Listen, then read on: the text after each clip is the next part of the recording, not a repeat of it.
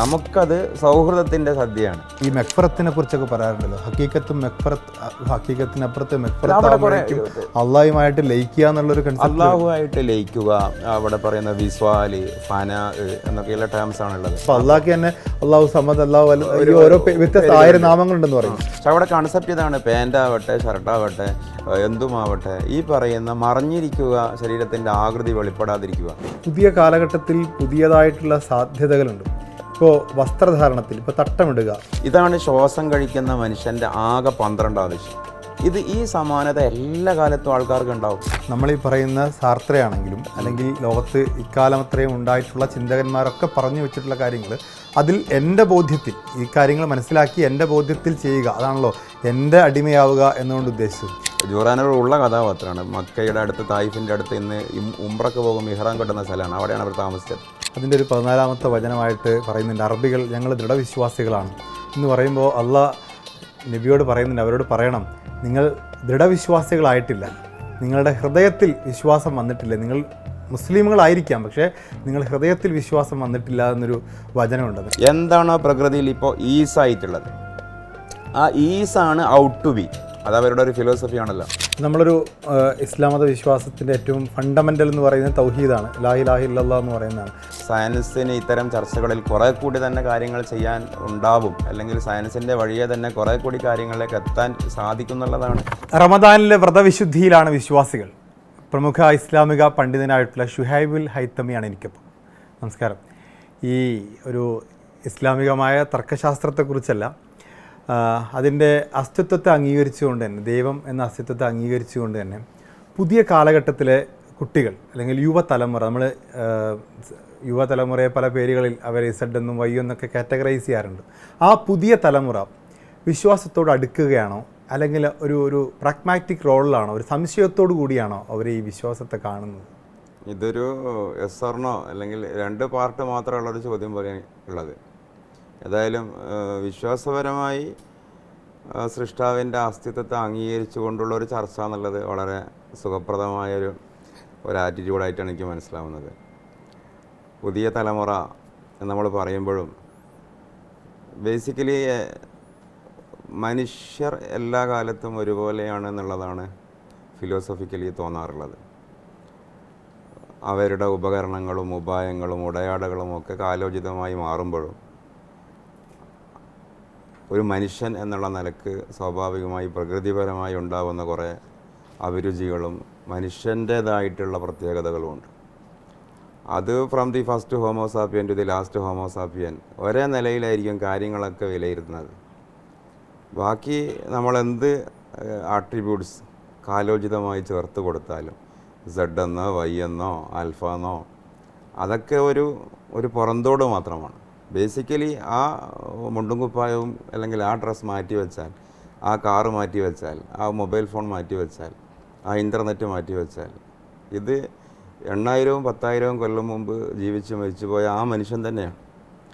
അതുകൊണ്ട് തന്നെ ബേസിക്കലി ഒരു സനാതത്വ ബോധം എന്നും മനുഷ്യൻ്റെ ഉള്ളിലുള്ളതുപോലെ ഈ പുതിയ തലമുറ എന്ന് പറയപ്പെടുന്ന, ഞാൻ ആ കാലഘട്ടത്തിൻ്റെ വിഭാഗീകരണത്തോട് ചരിത്രപരമായി യോജിക്കുമ്പോഴും ആന്ത്രോപോളജിക്കലി അല്ലെങ്കിൽ അടിസ്ഥാനപരമായി യോജിക്കുന്നില്ല. അതൊരു തരം ആ സെഗ്മെൻറ്റേഷൻ നിർമ്മിതമാണെന്ന് അഭിപ്രായപ്പെടുന്ന ഒരാളാണ് ഞാൻ. ഗോത്രകാല മനുഷ്യൻ, മധ്യകാല മനുഷ്യൻ, ആധുനിക മനുഷ്യൻ ഒക്കെ ചരിത്രത്തിൻ്റെ സൗകര്യങ്ങളായിരിക്കാം. ബേസിക്കലി ഒറ്റ മനുഷ്യനേ ഉള്ളൂ. അപ്പോൾ ഇവർ ഒരു സനാതത്വ ബോധം എന്നും ഉണ്ട്. തങ്ങളാരോ നയിക്കേണ്ടതുണ്ട്, ആരോ പറഞ്ഞയച്ചതാണ്. ഒരു പരിധിയാകുമ്പോൾ ഒന്ന് നന്നായിക്കൂടെ ചങ്ങാതി എന്നും ഇങ്ങനെ ജീവിച്ചാൽ മതിയോ എന്ന് ഈ കുട്ടികളും ചോദിക്കുന്നുണ്ടല്ലോ. അപ്പോൾ കൺസെപ്റ്റിൽ ഈ നന്നാവുക എന്ന് പറഞ്ഞാൽ, അടിസ്ഥാനത്തിലേക്ക് തിരിച്ചു പോവുക എന്ന് പറഞ്ഞാൽ, ആരോ നോക്കുന്നുണ്ട് എന്നുള്ളൊരു ബോധത്തിൻ്റെ ഒരു CCTV ക്യാമറയുടെ പരിധിയിലാണെന്നുള്ള ഒരു തിരിച്ചറിവ് കുട്ടികൾക്ക് എല്ലാവർക്കും ഉണ്ട്. പിന്നെ നമ്മൾ ഈ പുതിയ കുട്ടികളെ ഒന്നുകൂടി ഇത്തരം ട്രഡീഷണൽ സിസ്റ്റങ്ങളിൽ നിന്ന് വ്യതിചലിച്ചവരാണെന്ന് പറയുമ്പോൾ 50 കൊല്ലം മുമ്പ് നമ്മളിപ്പോൾ കാരണവന്മാർ, വയസ്സന്മാർ എന്നൊക്കെ പറയുന്നവരോട് കൂടി ചോദിച്ചു നോക്കണം.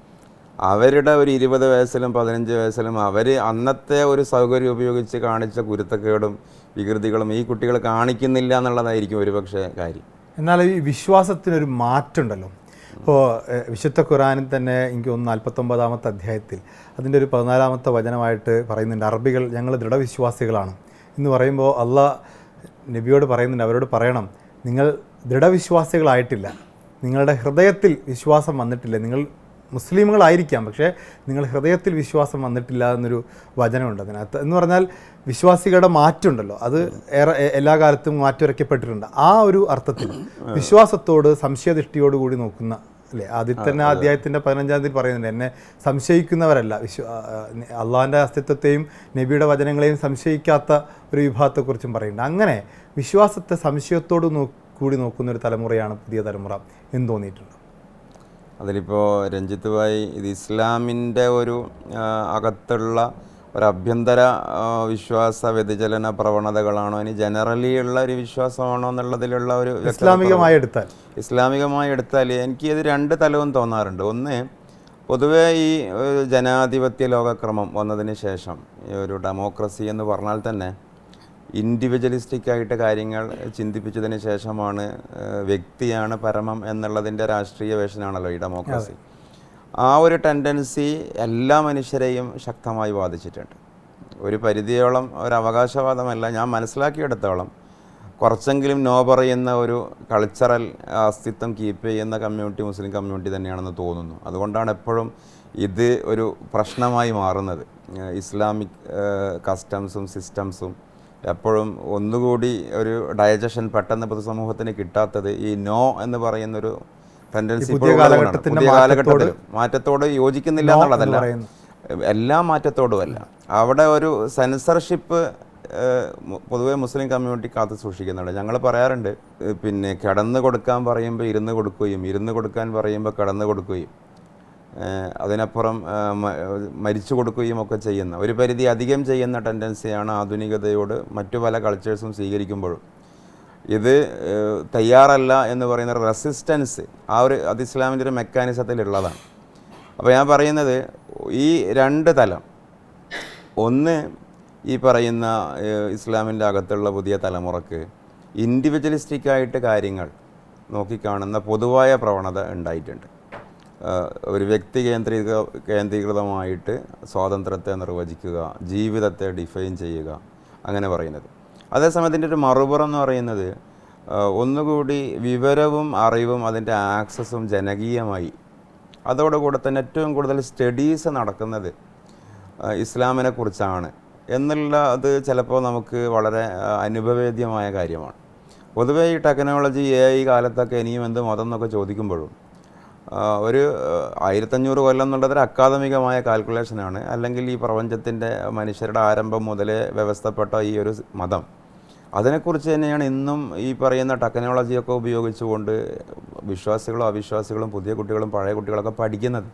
അപ്പോൾ എനിക്ക് വളരെ കൗതുകം തോന്നിയൊരു കാര്യം, 2025-ലോ 4-ലോ 5-ൽ തന്നെയാണെന്ന് തോന്നുന്നു, കഴിഞ്ഞ കൊല്ലം ഇവിടെ തിരൂരിൽ ഈ എസൻസിൻ്റെ നിരീശ്വരവാദികളുടെ പരിപാടി നടന്നപ്പോൾ, എനിക്ക് കറക്റ്റ് ആ വർഷം ചിലപ്പോൾ മാറിയിട്ടുണ്ടായേക്കാം, ഓഗസ്റ്റിലായിരുന്നു ഏതായാലും. അതിൽ ഒരു ചർച്ചാ വിഷയം എന്താണെന്ന് ചോദിച്ചിട്ടുണ്ടെങ്കിൽ ഇസ്ലാമിലെ അടിമത്തം മാനവികമോ എന്നുള്ളതാണ്. അത് ഈ വലതുപക്ഷ എസൻസ് ആണോ നടത്തിയത്, ഇനി അങ്ങനെയല്ല, അതിനൊരു മറുപക്ഷം ഉണ്ടല്ലോ, അവരാണോ നടത്തി ഓർക്കുന്നില്ല. അതിലൊരു ഭാഗം പറഞ്ഞത് ഇസ്ലാമിലെ അടിമത്തത്തിൻ്റെ മാനവിക വശം അവതരിപ്പിക്കാൻ വേണ്ടി പേര് കണ്ടത് രാഹുൽ ഈശ്വറിനെയാണ്. അതിൻ്റെ ഓപ്പോസിറ്റ് ഭാഗം പറഞ്ഞത് ഇസ്ലാമിൽ നിന്ന് പുറത്തുപോയി എന്ന് പറയുന്ന മറ്റൊരു കക്ഷിയുമാണ്.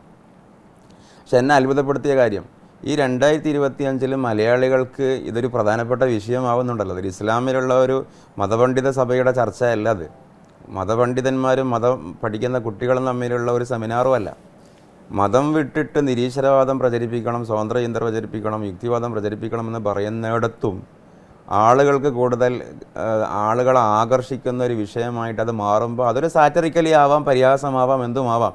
പക്ഷെ ഇപ്പോഴും അതിലൊരു ഫങ്ഷനാലിറ്റി നിലനിൽക്കുന്നുണ്ട് എന്നുള്ളതിൻ്റെ ഒരു തലം ഞാനിവിടെ ഉദാഹരിച്ചത് ഈ പുതിയ കാലം എന്നൊക്കെ നമ്മൾ പറയുമ്പോഴും ഈ കൂടുതൽ ഈ പഠിക്കാനുള്ള അവസരം വർദ്ധിക്കുന്നതിനനുസരിച്ചുകൊണ്ട് ഇസ്ലാം മുന്നോട്ട് വെക്കുന്ന തിയോളജിക്കലി അല്ലെങ്കിൽ എപ്പിസ്റ്റമോളജിക്കലി സ്പിരിച്വലി ഉള്ള കണ്ടൻറ്റുകൾ തന്നെയാണ് വാലിഡ് എന്ന് തിരിച്ചറിയാൻ കൂടി പറ്റുന്നതാണ്. ഇതിനകത്ത് ഇപ്പോൾ യുക്തിവാദത്തെക്കുറിച്ച് പറഞ്ഞുകൊണ്ട് നമ്മളൊരു ഇസ്ലാം മത വിശ്വാസത്തിൻ്റെ ഏറ്റവും ഫണ്ടമെൻ്റൽ എന്ന് പറയുന്നത് തൗഹീദാണ്, ലാ ഇലാഹ ഇല്ലല്ലാഹ് എന്ന് പറയുന്നതാണ്. ലാ ഇലാഹ ഇല്ലല്ലാഹ് മുഹമ്മദ് റസൂലുള്ള എന്ന് പറയുന്നിടത്ത് സ്വാഭാവികമായിട്ടും അവിടെ യുക്തിക്ക് എത്ര പ്രാധാന്യമുണ്ട്? ഒരു മനുഷ്യൻ്റെ വ്യക്തിയുടെ ചിന്ത അതിൽ എത്രത്തോളം അപ്ലിക്കബിൾ? അത് പിന്നെ പൊതുവേ ഓരോ പ്രാക്ടീസിലുമുള്ള യുക്തി എന്ത് എന്നൊക്കെ ചിലപ്പോൾ ചില ആൾക്കാർ ചിന്തിക്കാറുണ്ട്. എനിക്ക് തോന്നുന്നത് മനുഷ്യൻ്റെ ബേസിക്കലി എന്താണ് യുക്തി എന്നുള്ളൊരു യുക്തി ഉണ്ടല്ലോ, അതായത് ഇത് പരിമിതമായതാണ്. ഓരോ ഡിവൈസിനും ആ ഡിവൈസിന് ഉൾക്കൊള്ളാൻ പറ്റുന്ന അതിൻ്റെ ഒരു കോഗ്നിറ്റീവ് കപ്പാസിറ്റി, അതിൻ്റെ മെമ്മറി കപ്പാസിറ്റി, ഗ്രാസ്പിംഗ് കപ്പാസിറ്റി, പ്രോസസ്സിങ്ങിൻ്റെ സ്പീഡ്, ഇതൊക്കെ നമ്മളോരോ ഉപകരണം വെച്ച് തന്നെ നമ്മൾ ചിന്തിക്കുകയും മനസ്സിലാക്കുകയും ചെയ്യുന്നതാണ്. അങ്ങനെയാണെങ്കിൽ ഈ പ്രപഞ്ചത്തിലുള്ള മറ്റൊരു ഉപകരണമാണ്, മറ്റൊരു ജീവി മാത്രമാണ് മനുഷ്യൻ. മനുഷ്യൻ്റെ ബ്രെയിൻ അത് ഇപ്പോൾ കെമിക്കൽ എഫക്ഷൻസാണ്, ചിന്തകൾ, തോട്ട്സ്, ആലോചനകൾ എന്നൊക്കെ പറയുമ്പോഴും അതിന് കൃത്യമായ ലിമിറ്റേഷൻ ഉണ്ട്. അപ്പോൾ മറ്റ് ലിമിറ്റേഷൻസൊക്കെ നമ്മൾ ചിന്തിക്കുമ്പോൾ നമുക്ക് മനസ്സിലാവും. ഇപ്പോൾ ഇത്ര പ്രകാശം കടത്തി വിടുന്ന വസ്തുക്കൾക്കപ്പുറമുള്ളത് മാത്രമേ കണ്ണിന് കാണാൻ പറ്റുള്ളൂ, ഇത്ര ഹേർട്സ് ടു ഇത്ര ഹേർട്സ് വരെ കേൾക്കാൻ പറ്റുള്ളൂ, ഇന്നത് മാത്രമേ മണക്കാൻ പറ്റുള്ളൂ എന്നൊക്കെ പറയുന്ന പോലത്തെ ഒരു സാധനം തന്നെയാണ് ഇന്നത് മാത്രമേ ആലോചനയിൽ വരികയുള്ളൂ എന്നുള്ളത്. അപ്പോൾ നമ്മുടെ ഏത് ആലോചനയും ഒരു 3 ഡയമെൻഷണൽ ഒബ്ജക്ട്സിനെ കുറിച്ച് അതിൻ്റെ ചുറ്റിപ്പറ്റി മാത്രമേ കറങ്ങുള്ളൂ. നമുക്കിപ്പോൾ ഒരു 10 മാനമുള്ളൊരു വസ്തു എന്ന് പറയുമ്പോഴും 10 മാനം എന്നുള്ളിടത്ത് 10 എന്നൊക്കെ ചിന്തിക്കുക എന്നല്ലാതെ നമുക്കൊന്നും കിട്ടുന്നില്ല. അപ്പോൾ നമ്മുടെ ഈ തോട്ട്സ് അതിൻ്റെ ഒരു ലിമിറ്റ്, അല്ലെങ്കിൽ ലോജിക്കിൻ്റെ ഒരു ലിമിറ്റ്, ആ ലിമിറ്റിനെ ഉൾക്കൊള്ളാൻ പറ്റുക എന്നുള്ളതാണ് വലിയൊരു ലോജിക്ക്. അപ്പോൾ അതനുസരിച്ച് കൊണ്ട് ഈ പറയുന്ന ലാ ഇലാഹ ഇല്ലല്ലാഹ് മുഹമ്മദ് റസൂലുള്ളാഹ് എന്നുള്ള ഒരു ആത്യന്തികമായ ഈ പ്രാപഞ്ചികതയുടെ ഒരു കീവേഡ്സ്, ആ വേർഡ്സ് പറയുന്നതാണ് പരമസത്യം എന്ന് ഉൾക്കൊള്ളുക എന്നുള്ളതായിരിക്കും പ്രധാനപ്പെട്ട ലോജിക്ക്. ആ ഒരു സെൻറ്റൻസിനെ ഉൾക്കൊള്ളുക എന്നുള്ളതല്ല. നമുക്കറിയാത്ത ഒരു ലോകം, നമുക്കറിയാത്ത ഒരു സിസ്റ്റമാണ് നമ്മൾ അടങ്ങുന്ന സിസ്റ്റത്തെ മുന്നോട്ട് കൊണ്ടുപോകുന്നത് എന്നുള്ള അതോറിറ്റിയെ അപ്പുറത്തുള്ളതിനെ അവിടെ വ്യാഖ്യാനിച്ച് വെച്ചിട്ടുണ്ട് എന്നുള്ളതാണ്. അതായത് മനുഷ്യൻ്റെ ഇപ്പോഴത്തെ ചിന്തയുടെ ലിമിറ്റിന് അപ്പുറത്തുള്ളത് അവിടെ കണ്ടെത്തി വെച്ചിട്ടുണ്ട്. അങ്ങനെ ഒരു സാധ്യതയുണ്ടെന്നും ലിമിറ്റ് ഉണ്ടെന്നും തിരിച്ചറിയുമ്പോൾ പിന്നെ നമ്മളൊരു വിനയാന്യതനാകുന്ന ഒരു, അല്ലെ വിനയാന്യതരാവേണ്ട ഒരു ബാധ്യത അവിടെ ഉണ്ടല്ലോ. സ്വാഭാവികം ലിമിറ്റ് ഉണ്ടെന്ന് ചിന്തിക്കുമ്പോൾ സ്വാഭാവികമായിട്ടും മനുഷ്യനെ എപ്പോഴെങ്കിലും അവൻ്റെ ലിമിറ്റിനെ കുറിച്ച് ചിന്തിച്ചിരുന്നെങ്കിൽ ശാസ്ത്രം ഇത്രയും പുരോഗമിക്കുമെന്ന് നമുക്ക് പറയാം.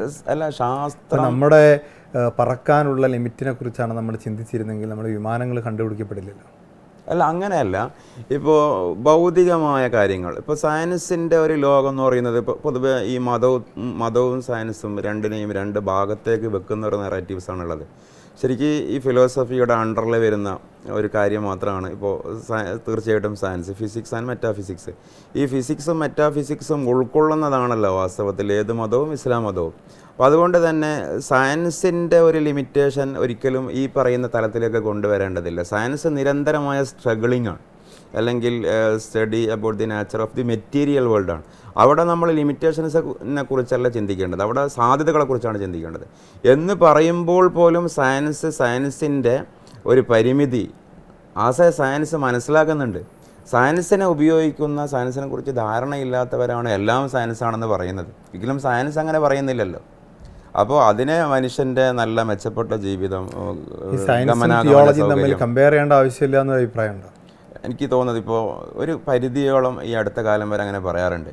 ഇപ്പോൾ ഞങ്ങളുടെ തന്നെ ഒരു എപ്പിസ്റ്റമോളജിയിൽ, ഇസ്ലാമിക് എപ്പിസ്റ്റമോളജിയിൽ അറബ് ടേംസ് ഒറ്റൊരു ഉദാഹരണത്തിന് പറഞ്ഞാൽ ജിസ്മ മുത്തലക്ക് എന്ന് ഞങ്ങളുടെ ഒരു മന്ദിക്കിൻ്റെ ഭാഷയിൽ പറയും. എന്ന് പറഞ്ഞാൽ അതൊരു ഫിലോസഫിക്കൽ ടേമാണ്. 3 dimensional objects. അതാണ് സയൻസിൻ്റെ മാക്സിമം റേഞ്ച്. അതിൻ്റെ അപ്പുറത്തേക്ക് പോകില്ല എന്നുള്ളതാണ്. അതേസമയം അതിൻ്റെ പുറത്ത് ഒരുപാട് എൻറ്റിറ്റീസിനെ ഇസ്ലാം പരിചയപ്പെടുത്തുന്നുണ്ട്. ജിസ്മ മുത്തലക്കല്ലാത്ത ജൗഹർ എന്ന് പറയും അറബി ടേമിൽ. എന്നതുകൊണ്ട് ഉദ്ദേശിക്കുന്നത് ഇപ്പോൾ മെറ്റാഫിസിക്കലായിട്ടുള്ള എൻറ്റിറ്റീസ്, എക്സ്ട്രാ ടെറസ്ട്രിയൽ ബീയിങ്സ്, ഇപ്പോൾ ഏഞ്ചൽസ്, അതേപോലെ ഏലിയൻസ്, ജിന്ന്, ഗോഡ്, അതൊക്കെ അതിൽ വരുന്നതാണ്. പക്ഷേ ഏറ്റവും പുതിയ സയൻസ് തന്നെ, ഞാനൊരു സയൻറ്റിസ്റ്റ് അല്ല, നിങ്ങളെപ്പോലെയുള്ള ശ്രദ്ധിക്കുന്ന ഒരാളാണ്. അപ്പോൾ അതിൽ പുതിയ ഈ കോസ്മോളജിക്കൽ സ്റ്റഡീസ്, അതിൽ ഫിസിക്സിൻ്റെ ഏറ്റവും ലേറ്റസ്റ്റ് ആയിട്ടുള്ള അപ്ഡേറ്റഡ് സ്റ്റഡീസ്, അതൊക്കെ ഇപ്പോൾ ഈ സ്പിരിറ്റിനെ കുറിച്ച്, സോളിനെ കുറിച്ച്, കോൺഷ്യസ്നെസ്സിനെ കുറിച്ച് ഒക്കെ പഠനം നടത്തുന്നു. ഞങ്ങൾ ബർസഖ് എന്ന് കേട്ടിട്ടുണ്ടാവുമല്ലോ, മരണാനന്തര ജീവിതവുമായിട്ട് ബന്ധപ്പെട്ട. അപ്പോൾ ആത്മാക്കൾ എവിടെയാണ് നിൽക്കുന്നത് എന്നതുപോലും പുതിയ കോസ്മോളജിക്കൽ സ്റ്റഡീസാണ്. ഇപ്പോൾ NDE, നിയർ ഡെത്ത് എക്സ്പീരിയൻസ്, അതുമായി ബന്ധപ്പെട്ട തനാഡോളജിക്കൽ സ്റ്റഡീസ്. അതിൻ്റെ ഇപ്പോൾ റേമണ്ട് ആർ മോഡി എന്ന് പറയുന്ന ഒരു സയൻറ്റിസ്റ്റാണ്. അദ്ദേഹത്തിൻ്റെ ഒരു പുസ്തകമാണ് ലൈഫ് ആഫ്റ്റർ ലൈഫ്. ആ പുസ്തകം പിന്നെ അതിൻ്റെ ചട്ടപ്പുറത്ത് തന്നെയുള്ളത് 22 ബില്യൺ കോപ്പീസ് സോൾഡ്, 22 ബില്യൺ കോപ്പികൾ വിറ്റഴിഞ്ഞ പുസ്തകമാണ്. അപ്പോൾ അതിൽ സയൻസിൻ്റെ തന്നെ സൂചനകൾ ഉപയോഗിച്ചുകൊണ്ട് മെറ്റാഫിസിക്കലായ തലങ്ങളിലേക്കും ഫിസിക്സിൻ്റെ പരിധി എത്തുന്ന ഒരു കാലത്ത് സയൻസിന് ഇത്തരം ചർച്ചകളിൽ കുറേ കൂടി തന്നെ കാര്യങ്ങൾ ചെയ്യാൻ ഉണ്ടാവും, അല്ലെങ്കിൽ സയൻസിൻ്റെ വഴിയെ തന്നെ കുറേ കൂടി കാര്യങ്ങളിലേക്ക് എത്താൻ സാധിക്കുന്നുള്ളതാണ് വ്യക്തിപരമായ എൻ്റെ ഒരു വിശ്വാസം. എങ്കിലും ഇസ്ലാമിൻ്റെ അടിസ്ഥാനപരമായൊരു തത്വം ഇത്തരം തിയോളജിക്കൽ ബേസുകൾ സ്ഥാപിക്കാനുള്ളതല്ല സയൻസ് എന്നുള്ളതാണ്. ഓരോന്നിനും ഇപ്പോൾ തീവണ്ടി പറക്കാനുള്ളതല്ല എന്ന് പറഞ്ഞതുപോലെ തന്നെ സയൻസ് ദൈവത്തെ നിഷേധിക്കാനും സ്ഥാപിക്കാനുള്ളതല്ല. മതത്തെ സാധൂകരിക്കാൻ ശാസ്ത്രയുക്തിയെ ഉപയോഗിക്കേണ്ടതില്ല എന്നുള്ളതാണ്. ഉപയോഗിക്കേണ്ടതില്ല. മതത്തിൽ ഇന്ന കാര്യങ്ങൾ പറഞ്ഞിട്ടുണ്ട്, അത് നിങ്ങൾ വിശ്വസിക്കണമെങ്കിൽ, മനുഷ്യർ വിശ്വസിക്കണമെങ്കിൽ അത് ശാസ്ത്രീയമാണ് എന്ന് പറഞ്ഞ് വിശ്വസിപ്പിക്കുന്നൊരു മാതൃകയുണ്ടല്ലോ. അതിനോട് ആ ഒരു സ്റ്റീരിയോ ടൈപ്പ് രീതിയോടെ യോജിപ്പില്ല. അതേസമയം അവിടെ ഒരു യാഥാർത്ഥ്യമുണ്ട്. പ്രാപഞ്ചികമായി ചിന്തിച്ചാൽ സയൻസ് ഇൻഡൾജ് ചെയ്യുന്നത് പ്രകൃതിയിലും പ്രപഞ്ചത്തിലുമാണ്. മനുഷ്യരും ഇവിടെയുള്ള ഇതിൻ്റെ ഭാഗങ്ങളും അംശങ്ങളുമാണ്. ഈ മനുഷ്യരാണ് ഈ മതങ്ങളെക്കുറിച്ചും യാഥാർത്ഥ്യങ്ങളെക്കുറിച്ചും അന്വേഷിച്ചു കൊണ്ടിരിക്കുന്നത്. അപ്പോൾ എല്ലാം കൂടി പരസ്പരം ക്രോസിങ്ങിൽ വരുന്ന ഒരുപാട് ജംഗ്ഷൻസ് ഉണ്ടാവും, തീർച്ചയായിട്ടും വരും. അപ്പോൾ സയൻസിനെ നമുക്ക് ഉപയോഗിക്കാൻ പറ്റില്ല, മതം മറ്റൊന്നാണ് സയൻസ് മറ്റൊന്നാണെന്ന് ഒരിക്കലും പറയാൻ കഴിയില്ല. കാരണം മനുഷ്യൻ്റെ പരിധിയിൽ വരുന്ന സാധനങ്ങൾ മനുഷ്യൻ ക്രയവിക്രയവും വ്യവഹാരവും ചെയ്യുമ്പോൾ എവിടെയൊക്കെയോ കൂട്ടിമുട്ടും, ഫിലോസഫിക്കൽ ടച്ചിങ് വരും. അത് ഒന്നിനെ മറ്റൊന്നിൽ നിന്ന് അടർത്തേണ്ട ഒരു കാര്യമില്ല എന്നുള്ളതാണ് ഞാൻ മനസ്സിലാക്കൽ. അതായത് ശാസ്ത്രവും തിയോളജിയും തമ്മിൽ വേണമെങ്കിൽ ഇന്റർ കണക്റ്റീവായ തലങ്ങളുണ്ട്. പക്ഷേ മാക്സിമം ഈ തിയോളജിയുടെ ബേസുകൾ ലാ ഇലാഹ ഇല്ലല്ലാഹ് മുഹമ്മദ് റസൂലുള്ളാഹി എന്നുള്ളത് ഒരിക്കലും ലാബിൽ നിന്ന് തെളിയിക്കേണ്ട സംഗതിയല്ല.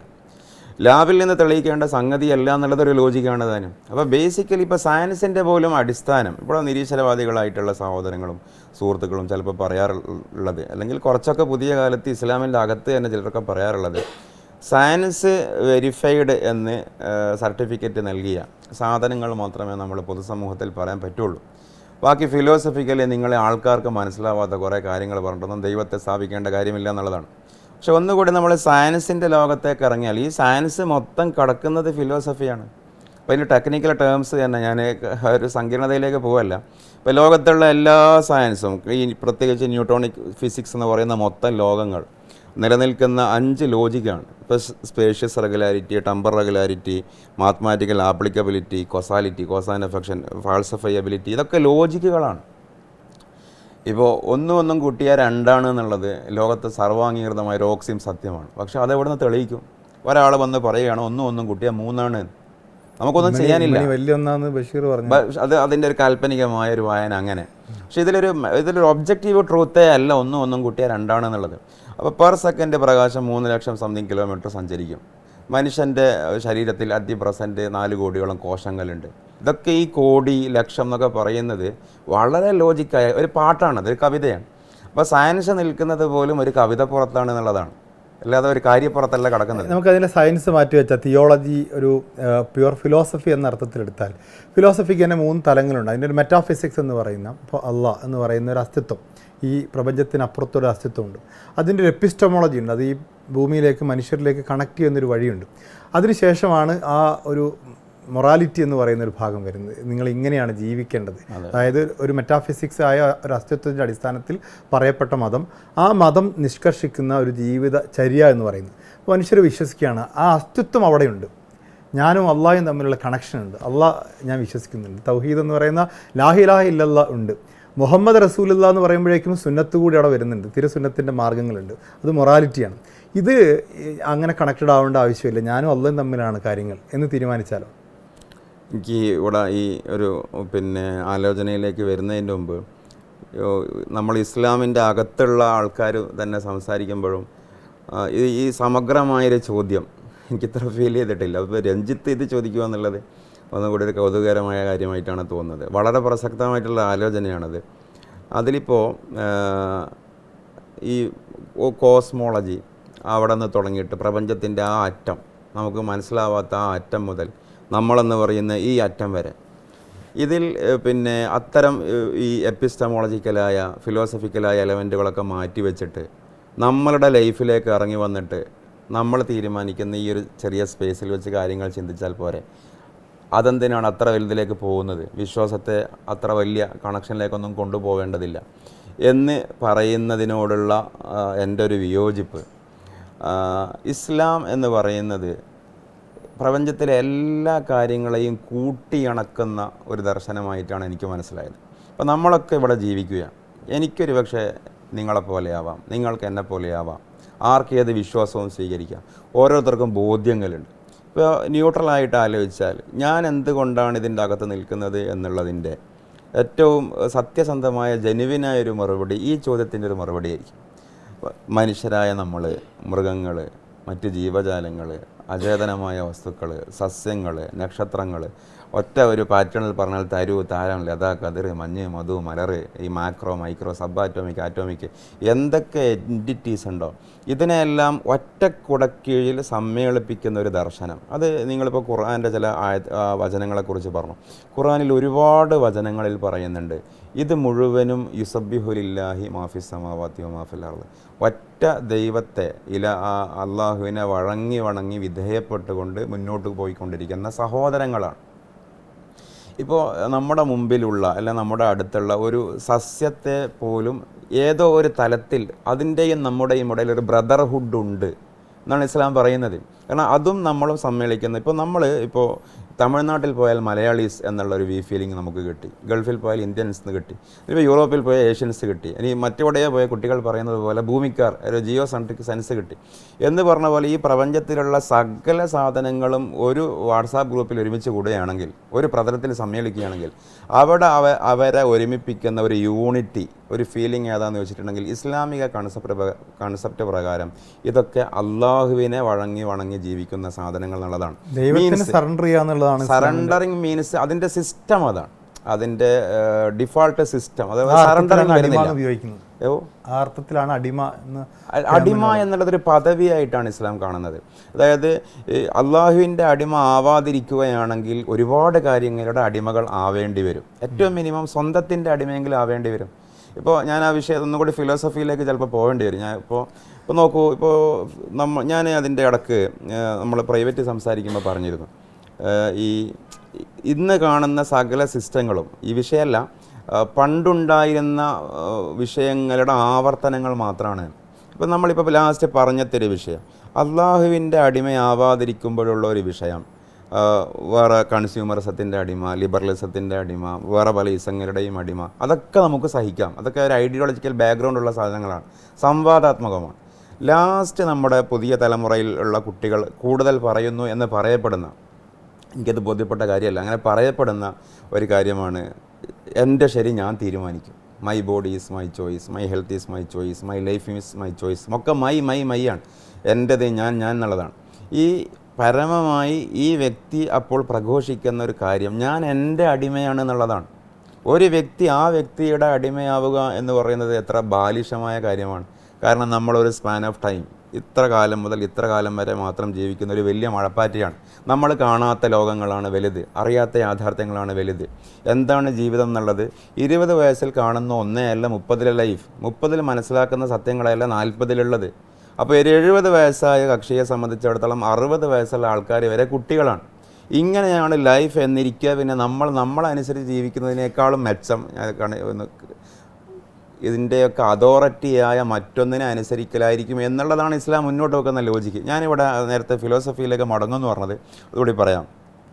ഇത് ഈ ഇൻ്റർ കണക്റ്റീവായിട്ട് തോന്നിയത് ഈ ഇന്നുള്ള മതജീവിതം, വ്യക്തിജീവിതം, പൊതുജീവിതം, ലിബറൽ സ്വതന്ത്ര ജീവിതം എന്നൊക്കെ പറയുന്ന പല ജീവിതങ്ങളും, അതിലിപ്പോൾ മനുഷ്യൻ ജനിക്കുന്നതിൻ്റെ മുമ്പേ അവന് ലക്ഷ്യമുണ്ടോ ഇല്ലേ എന്നുള്ളിടത്താണ് ഒക്കെ വ്യത്യാസപ്പെട്ട് കിടക്കുന്നതാണ് എനിക്ക് മനസ്സിലാവാൻ. ഇപ്പോൾ എക്സിസ്റ്റൻഷ്യലിസം, നമ്മുടെ ജീൻ പോൾ സാർത്രയുടെ ഒരു കാഴ്ചപ്പാട്, അസ്തിത്വവാദം, നിങ്ങൾ ഫിലോസഫിയിൽ PG. അപ്പോൾ അതിൽ പറയുന്നത് എന്താണെന്ന് വെച്ചിട്ടുണ്ടെങ്കിൽ ആദ്യം മനുഷ്യനുണ്ടായി, എക്സിസ്റ്റൻസ് ആദ്യം ഉണ്ടായി, പിന്നെ നമ്മളാണ് സെൻസ് കണ്ടെത്തേണ്ടത്. ശരിക്കും ലൈഫിന് സെൻസ് ഇല്ല, ഒരു ലക്ഷ്യമില്ല, അർത്ഥമില്ല. അപ്പോൾ ആ വാദത്തിൻ്റെ നേരെ ഓപ്പോസിറ്റാണ് ഇമാം ഗസാലി റഹിമഹുള്ള കൊണ്ടുവന്ന അല്ലെങ്കിൽ ഇസ്ലാമിൻ്റെ spiritual philosophy. Spiritual philosophy means നമ്മൾ വരുന്നതിൻ്റെ മുമ്പേ നമുക്ക് ലക്ഷ്യമുണ്ട്. ഇപ്പോൾ ഒരു കത്രിക ഒരു കമ്പനി ഉൽപ്പാദിപ്പിക്കുന്നതിൻ്റെ മുമ്പേ ലക്ഷ്യമുണ്ട്, മുറിക്കാൻ വേണ്ടി ആവണം.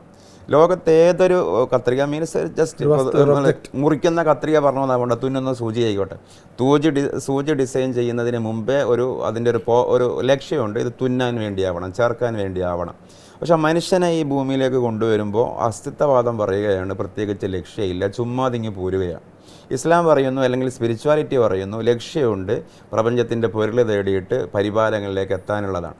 എന്നിട്ട് അവിടെ അതിൻ്റെ നടുവിൽ വേറെ സിദ്ധാന്തം വന്നു. അപ്പോൾ ഈ ആൽബർ ക്യാമുവിൻ്റെ അബ്സേർഡിസം, ലക്ഷ്യമൊന്നും ഇല്ല, പക്ഷേ നമ്മളൊരു ഇവിടെയാണ് എനിക്ക് തോന്നുന്നു ഈ ജെൻസെഡ് എന്നൊക്കെ പറയുന്ന തലമുറയുള്ളത് ഈ അബ്സേർഡിറ്റി പോയിന്റിലാണ്.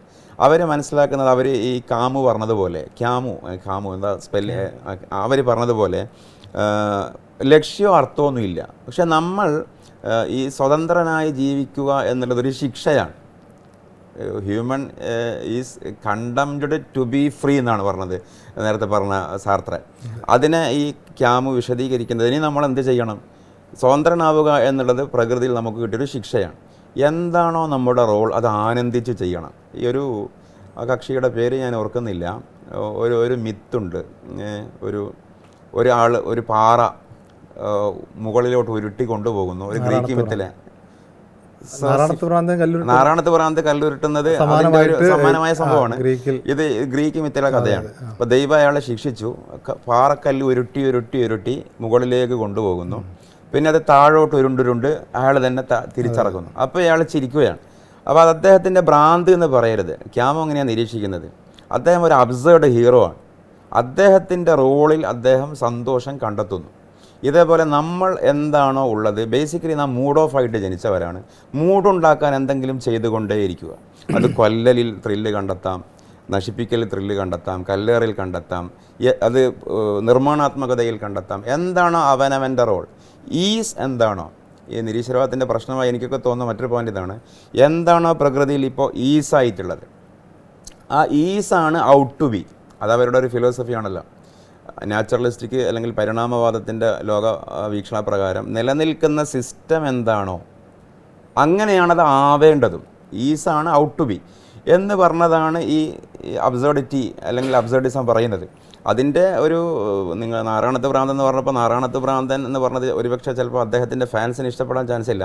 നാരായണത്ത് ഭ്രാന്തൻ്റെ ഒരു കഥയിൽ സമാനതയുണ്ടെങ്കിലും നാരായണത്ത് ഭ്രാന്തൻ ഇങ്ങനെ കല്ലുരുട്ടി താഴേക്ക് വരുമ്പോൾ നാരായണത്ത് ഭ്രാന്തൻ ചിരിക്കുന്നതാണ്. അദ്ദേഹം ചിരിക്കുന്നതിൻ്റെ കാര്യം പറഞ്ഞത് ഇങ്ങനെയാണ് ഐഹിക ജീവിതത്തിലെ എല്ലാ വിഭവവും എന്നുള്ളതാണ്. ഒക്കെ എല്ലാം നമ്മൾ കൊണ്ടുവരുമെങ്കിലും അവസാനം പേര് പോകും, പെരുമ പോകും, പണം പോകും. അതാലോചിച്ചോട്ടെ ലോകമേ പൊട്ടന്മാരെ, നിങ്ങളെന്താ ഇനിയും പരിത്യാഗികളാവാത്തത് എന്ന് കരുതിയാണ് നാരായണത്ത് ഭ്രാന്തൻ ചിരിച്ചതെന്നാണ്. അവിടെ നമ്മളിപ്പോൾ ഈ നാരായണത്ത് ഭ്രാന്തനായാലും സിസിഫിസ് അദ്ദേഹത്തിൻ്റെ പേരതാണ് മിത്തിലെ. അതേപോലെ ഖുർആനിൽ ജൂറാന എന്ന് പറയുന്നൊരു കഥാപാത്രമുണ്ട്. അവരും സംഘവും രാവിലെ മുതൽ നൂല് നൂൽക്കും, വൈകുന്നേരമാകുമ്പോൾ അവർ തന്നെ നൂല് പിഴിച്ച് കളയും. ജൂറാനോടുള്ള കഥാപാത്രമാണ്. മക്കയുടെ അടുത്ത്, തായിഫിൻ്റെ അടുത്ത് ഇന്ന് ഉംറക്ക് പോകും, ഇഹ്റാം കെട്ടുന്ന സ്ഥലമാണ്, അവിടെയാണ് അവർ താമസിച്ചത്. അപ്പോൾ ഈ സമാനമായിട്ടുള്ള ആളുകളൊക്കെ പറയുന്ന ഈ വ്യർത്ഥമായ കാര്യങ്ങൾ ചെയ്യുക, അതിൽ ആനന്ദം കണ്ടെത്തുക. അപ്പോൾ അങ്ങനെയൊക്കെയുള്ളൊരു ലോകഗതിയേക്കാൾ ഉത്തമം അർത്ഥം ഉണ്ട് എന്ന് മനസ്സിലാക്കിയിട്ട് എൻജോയ് ചെയ്യുമ്പോഴായിരിക്കും. പക്ഷേ ഈ അസ്തിത്വവാദത്തിൻ്റെ ഒരു ഗുണം, ഈ പറഞ്ഞ പോലെ അസ്തിത്വവാദത്തിന് ഓപ്പോസിറ്റായിട്ട് പറഞ്ഞ് നിങ്ങൾ ജനിക്കുമ്പോഴേ നിങ്ങൾക്ക് ആ പരലോക നന്മയ്ക്ക് വേണ്ടി ഈ ഭൂമിയിലെ പരീക്ഷണങ്ങളെ നേരിടുക എന്നുള്ളതാണ് മനുഷ്യൻ്റെ അസ്തിത്വം എന്ന് പറയുന്നു.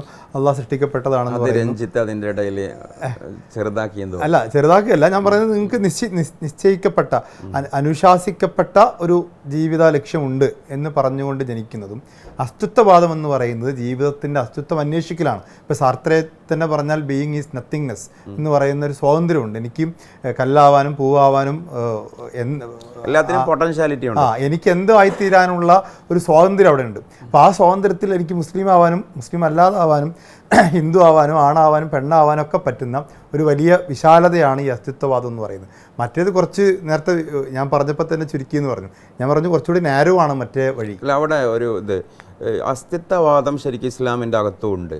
എല്ലാ ഫിലോസഫിയും മനുഷ്യന്മാരൊക്കെ എങ്ങനെ ചിന്തിച്ചാലും ഞാൻ നേരത്തെ പറഞ്ഞതുപോലെ ക്രോസിങ് വരും. ശരിയാണോ തെറ്റാണെന്ന് എനിക്കറിയില്ല. 2000 ചെല്ലാനും കാര്യങ്ങൾ ഒരു മനുഷ്യനിക്ക് ആകെ ആലോചിക്കാൻ പറ്റുമെന്ന് ഞാൻ എവിടെയോ വായിച്ചിട്ടുണ്ട്. നമ്മളെത്ര ചിന്തകൻ എന്ന് പറഞ്ഞാലും ഈ ചിന്തകൻ്റെ ബ്രെയിനിൽ പോലും 2000-ലധികം ആലോചന ഉണ്ടാവില്ല. അപ്പോൾ സാർത്ര ചിന്തിച്ചാലും, ക്യാമ ചിന്തിച്ചാലും, ഐൻസ്റ്റീൻ ചിന്തിച്ചാലും, ഗസാലി റഹിമഹുല്ല ചിന്തിച്ചാലും, നമ്മൾ ചിന്തിച്ചാലും, ആര് ചിന്തിച്ചാലും അത് സമാനമായ കുറേ കാര്യങ്ങൾ വരും. ഈ അസ്തിത്വവാദം ശരിക്കും ഇസ്ലാമിക് ഫിലോസഫിയിലും സ്പിരിച്വാലിറ്റിയിലും ഉള്ളതാണ്. പക്ഷെ അവിടെ വ്യത്യാസം ഇതിൽ ഈ നമ്മൾ ഈ ജീവിതത്തെ ഒരു കംപ്ലീറ്റ് ഒരു വാക്കം സ്പേസായിട്ട് കണ്ടിട്ട് നമ്മൾ തന്നെയാണ് നമ്മുടെ അർത്ഥം ഡിഫൈൻ ചെയ്യേണ്ടത്. അതാണോ സ്വീകരിക്കാവുന്നൊരു വഴി? ഇനി അതല്ല, നമ്മളെക്കാൾ ആ വിഷയത്തിൽ ഇതിന് മറ്റൊരർത്ഥം കൂടി അറിയാവുന്ന മറ്റൊരു ശക്തിയാണോ ഡിഫൈൻ ചെയ്യേണ്ടത് എന്നുള്ളതാണ്. അതിനകത്ത് നമ്മളീ പറയുന്ന സാർത്രയാണെങ്കിലും അല്ലെങ്കിൽ ലോകത്ത് ഇക്കാലം അത്രയും ഉണ്ടായിട്ടുള്ള ചിന്തകന്മാരൊക്കെ പറഞ്ഞു വെച്ചിട്ടുള്ള കാര്യങ്ങൾ, അതിൽ എൻ്റെ ബോധ്യത്തിൽ ഈ കാര്യങ്ങൾ മനസ്സിലാക്കി എൻ്റെ ബോധ്യത്തിൽ ചെയ്യുക, അതാണല്ലോ എൻ്റെ അടിമയാവുക എന്നുകൊണ്ട് ഉദ്ദേശിച്ചത്. ഞാൻ ഏതോ ഒരു കാലഘട്ടത്തിൽ ജീവിച്ചിരുന്ന ഒരാൾ, പ്രവാചകൻ എന്ന് വിളിക്കപ്പെടുന്ന ഏതോ കാലഘട്ടത്തിൽ ജീവിച്ചിരുന്ന ഒരാൾ അദ്ദേഹം പറയുന്നതിന് അനുസരിച്ച് ജീവിക്കുന്നതാണോ, ഞാൻ ഈ കാലഘട്ടത്തിൽ ബോധ്യപ്പെട്ടിട്ടുള്ള എൻ്റെ ശരിക്കനുസരിച്ച് ജീവിക്കുന്നത്? വളരെ അത് സാധാ നമ്മൾ തുടക്കത്തിൽ ആ വിഷയമാണ് സംസാരിച്ചത് എനിക്ക് തോന്നുന്നത്. അതായത് അവിടെ ഒന്ന് ഈ നമ്മൾ തന്നെ നമ്മളെ ഡിഫൈൻ ചെയ്യുക എന്നുള്ളതിൻ്റെ റിസൾട്ടായിട്ട് എന്താ ഉണ്ടായിട്ടുള്ളത്? ഉത്കണ്ഠയാണ്. കാരണം ഇപ്പോൾ my life is my choice എന്ന് പറയുന്ന ആധുനിക കാലത്തുള്ള ഈ അസ്തിത്വവാദവും ഈ ക്ലാസിക്കൽ കാലത്തെ അസ്തിത്വവാദവും മൊത്തം ചെക്ക് ചെയ്താൽ അവനവനെ ഉണ്ടാക്കിയെടുക്കുക, എൻ്റെ വഴി ശരിപ്പെടുത്തിയെടുക്കുക എന്നുള്ള നിരന്തര കലാപമാണ് സംഭവിച്ചിട്ടുള്ളത്. അതുകൊണ്ടാണ് ആൽബർട്ട് ക്യാമു റിബെല്യൺ എന്നുള്ള വാക്കാണ് ഉപയോഗിക്കുന്നത്. കലാപത്തിൽ ഒരിക്കലും മനുഷ്യൻ ഒരു സീറോയിൽ നിന്നല്ല, അവൻ്റെ ഒരു ചരിത്രം ഉണ്ടല്ലോ, ഇക്കാലം അത്രയും അവൻ ജീവിച്ചു വന്ന അവൻ്റെ ജനിതകമായ മാറ്റങ്ങൾ ഉൾക്കൊണ്ടുകൊണ്ട് ഈ ഇക്കാലം അത്രയും ഉണ്ടായ മാറ്റങ്ങൾ, അതിൽ നിന്നാണ് തുടങ്ങുന്ന മനുഷ്യൻ. ആ മാറ്റം എന്ന് പറയുന്ന ഒരിക്കലും സീറോ ആവശ്യമില്ല. ഓക്കെ, ഞാൻ പറയാം. ഇപ്പോൾ നേരത്തെ നിങ്ങൾ ചോദിച്ചത് കംപ്ലീറ്റ് ആയില്ല. ഇപ്പോൾ കാലങ്ങൾക്ക് മുമ്പേ ജീവിച്ചു പോയ ഒരാൾ പറയുന്നത് പോലെയാണോ ജീവിക്കേണ്ടത്? നമ്മൾ തന്നെ കണ്ടെത്തുകയാണോ വേണ്ടതെന്ന് ചോദിച്ചാൽ, അതുകൊണ്ടാണ് ഞാൻ തുടക്കത്തിലേ പറഞ്ഞത്, എല്ലാ കാലത്തേക്കുമുള്ള മനുഷ്യൻ ഏക സ്വഭാവക്കാരനായതുകൊണ്ടാണല്ലോ നമ്മളിപ്പോഴും ഈ പറയുന്ന സാർത്രയുടെ വാചകങ്ങൾ തന്നെയാണ് ശരിയെന്ന് നിങ്ങളും, ഗസാലി ഇമാമിൻ്റെ വാചകമാണ് ശരിയെന്ന് ഞാനും പറയുന്നത്. 2025 അല്ലെങ്കിൽ 2026 എത്തുമ്പോഴും സാർത്ര പ്രസക്തമാവുകയാണ്, ഗസാലി ഇമാം പ്രസക്തനാവുകയാണ്. അപ്പോൾ അന്ന് അവർ ചിന്തിച്ച കാര്യം തന്നെ ഇന്ന് നമുക്ക് ചിന്തിക്കാൻ പറ്റുന്നുള്ളൂ എന്ന് വരുമ്പോൾ തന്നെ ഏത് ഒരു ആലോചന വാലിഡല്ലാന്ന് വരും. പണ്ടാരോ നിർണയിച്ച വഴിയിലൂടെയാണോ നമ്മളിപ്പോൾ സഞ്ചരിക്കേണ്ടതെന്ന് വെച്ചാൽ നമുക്കൊരു വഴിയില്ല. മനുഷ്യനെന്നും ഒരു വഴിയേ ഉള്ളൂ. അതാണ് ഇസ്ലാമിൻ്റെ ഒരു ബേസിക് തത്വം. അവിടെ വേറൊരു വിഷയം, അത് എത്രത്തോളം നിങ്ങളത് അത് ഞാൻ പറയുന്ന ആ ക്രമം അംഗീകരിക്കുമെന്ന് എനിക്കറിയില്ല. ആന്ത്രോപോളജിയും ഫിലോസഫിയും ഒക്കെ പരിചയപ്പെടുത്തുന്ന ഈ ഹോമോ സാപ്പിയൻസിൻ്റെ ആകെ ആവശ്യങ്ങൾ പറയുന്നുണ്ട്. ആ ആവശ്യങ്ങൾ 12 13 മറ്റുമാണ്. ഇപ്പോൾ ഉറങ്ങുക എന്നുള്ളതാണ് മനുഷ്യൻ്റെ ഒന്നാമത്തെ ആവശ്യം പറഞ്ഞിട്ടുള്ളത്. രണ്ടാമത്തെ ആവശ്യം മൂത്രം ഒഴിക്കുക, മൂന്നാമത്തെ ആവശ്യം വെള്ളം കുടിക്കുക, നാലാമത്തെ ആവശ്യം കാഷ്ടിക്കുക, അഞ്ചാമത്തെ ആവശ്യം ഭക്ഷണം കഴിക്കുക, ആറാമത്തെ ആവശ്യം മിഡിൽ ക്ലാസ് ഈ ശാരീരികമായ മെറ്റബോളിക് പ്യൂബർട്ടി സ്റ്റേജ് ആണെങ്കിൽ സെക്സ്. ഇസ്ലാമിൻ്റെ കോൺസെപ്റ്റിൽ ഫ്രോയിഡ് പറഞ്ഞതുപോലെയല്ല, 4 ദിവസം കൂടുമ്പോൾ ഒരു തവണയെങ്കിലും സീരിയസ് സെക്സിനെ കുറിച്ചൊരു മനുഷ്യൻ ചിന്തിക്കുന്നതാണ്. ആ സ്റ്റേജിലുള്ള ആൾക്കാർ അത് ചെയ്യില്ല എന്നുള്ളത് അവൈലബിലിറ്റി. 4 ദിവസം കൂടുമ്പോൾ ചിന്തിച്ചിരിക്കും പ്യൂബർട്ടിക് സ്റ്റേജിലുള്ള ആൾക്കാർ. അപ്പോൾ 6 സെക്സ്, 7 ഡ്രസ്സ്, ചൂടിൽ നിന്നും തണുപ്പിൽ നിന്നും രക്ഷ നേടാൻ ആവശ്യമായ വസ്ത്രം, 8 പാർപ്പിടം, ഒരു കൂടോ കുടിലോ സംതിങ്, 9 എൻ്റർടൈൻമെൻറ്റ്, വിനോദം 4 വിധം, കല, കായികം, സംഗീതം, ലഹരി മീൻസ് എല്ലാം പെട്ടു. അക്ഷരലഹരി, അധികാരലഹരി, പണലഹരി, ആൺലഹരി, പെൺലഹരി, നാർക്കോട്ടിക്, നാർക്കോട്ടിക് ഒക്കെ പെട്ടു. ഇതാണ് ശ്വാസം കഴിക്കുന്ന മനുഷ്യൻ്റെ ആകെ 12 ആവശ്യം. ഈ സമാനത എല്ലാ കാലത്തും ആൾക്കാർക്ക് ഉണ്ടാവും. ഒക്കെ ആവശ്യങ്ങൾ സെയിം ആയിരിക്കും. അതുകൊണ്ടാണ് ഇപ്പോൾ നമ്മുടെ ഒരു സെമിറ്റിക് കോൺസെപ്റ്റ് പ്രകാരം ഒന്നാമത്തെ മനുഷ്യൻ ആദം അലൈഹിസ്സലാമിൻ്റെ മക്കൾ ഹാബീൽ കാബീൽ. അന്നിപ്പോൾ നമ്മൾ ഉറൂബിൻ്റെ നോവലാണെന്ന് തോന്നുന്നു, ഉമ്മാച്ചുവിലോ, കാമം മൂലം കനകം മൂലം പാരിൽ കലഹം സുലഭം എന്നൊക്കെ പറയുന്നത്. ഈ കാമം മൂലം കനകം മൂലം തന്നെയാണ് അന്ന് കലഹമുണ്ടായത്. കാമം മൂലം കനകം മൂലം കാമിനി മൂലം പാരിൽ കലഹം സുലഭം.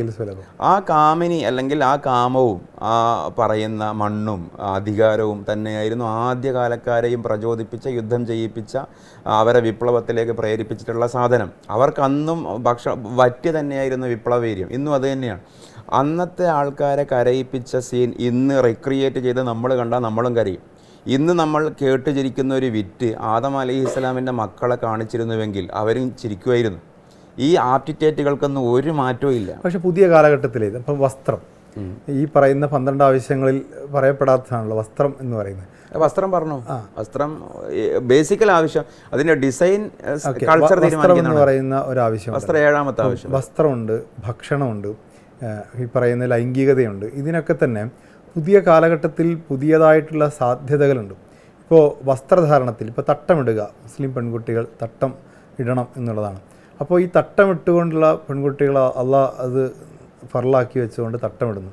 പക്ഷേ മറ്റ് വസ്ത്രങ്ങൾ ഇപ്പോൾ മുഴുവൻ ശരീരവും ഔറത്ത് മുഴുവൻ മറയ്ക്കണം എന്ന് പറയുമ്പോൾ മുഴുവൻ ഔറത്ത് മറച്ചുകൊണ്ടൊരു ജീൻസും ടോപ്പും ഇട്ടാൽ അത് എനിക്ക് പറ്റൂലേ എന്ന് ഒരു മുസ്ലിം പെൺകുട്ടി ചിന്തിച്ചാൽ, ഞാൻ തട്ടമിട്ടിട്ടുണ്ട്, എൻ്റെ ശരീരം മുഴുവൻ മറച്ചിട്ടുണ്ട്, അതിനപ്പുറത്തേക്ക് അത് നിഷ്കർഷിച്ചിട്ടുള്ള അപ്പോൾ പർദ്ദ പോലെ അല്ലെങ്കിൽ അങ്ങനത്തെ വസ്ത്രങ്ങൾ അതിന് വേണം, അങ്ങനെ നിർബന്ധമുണ്ടോ? ശരി, നമുക്ക് ഫിലോസഫിയും സയൻസും പറയുമ്പോൾ ഒരു സൗകര്യമാണ്.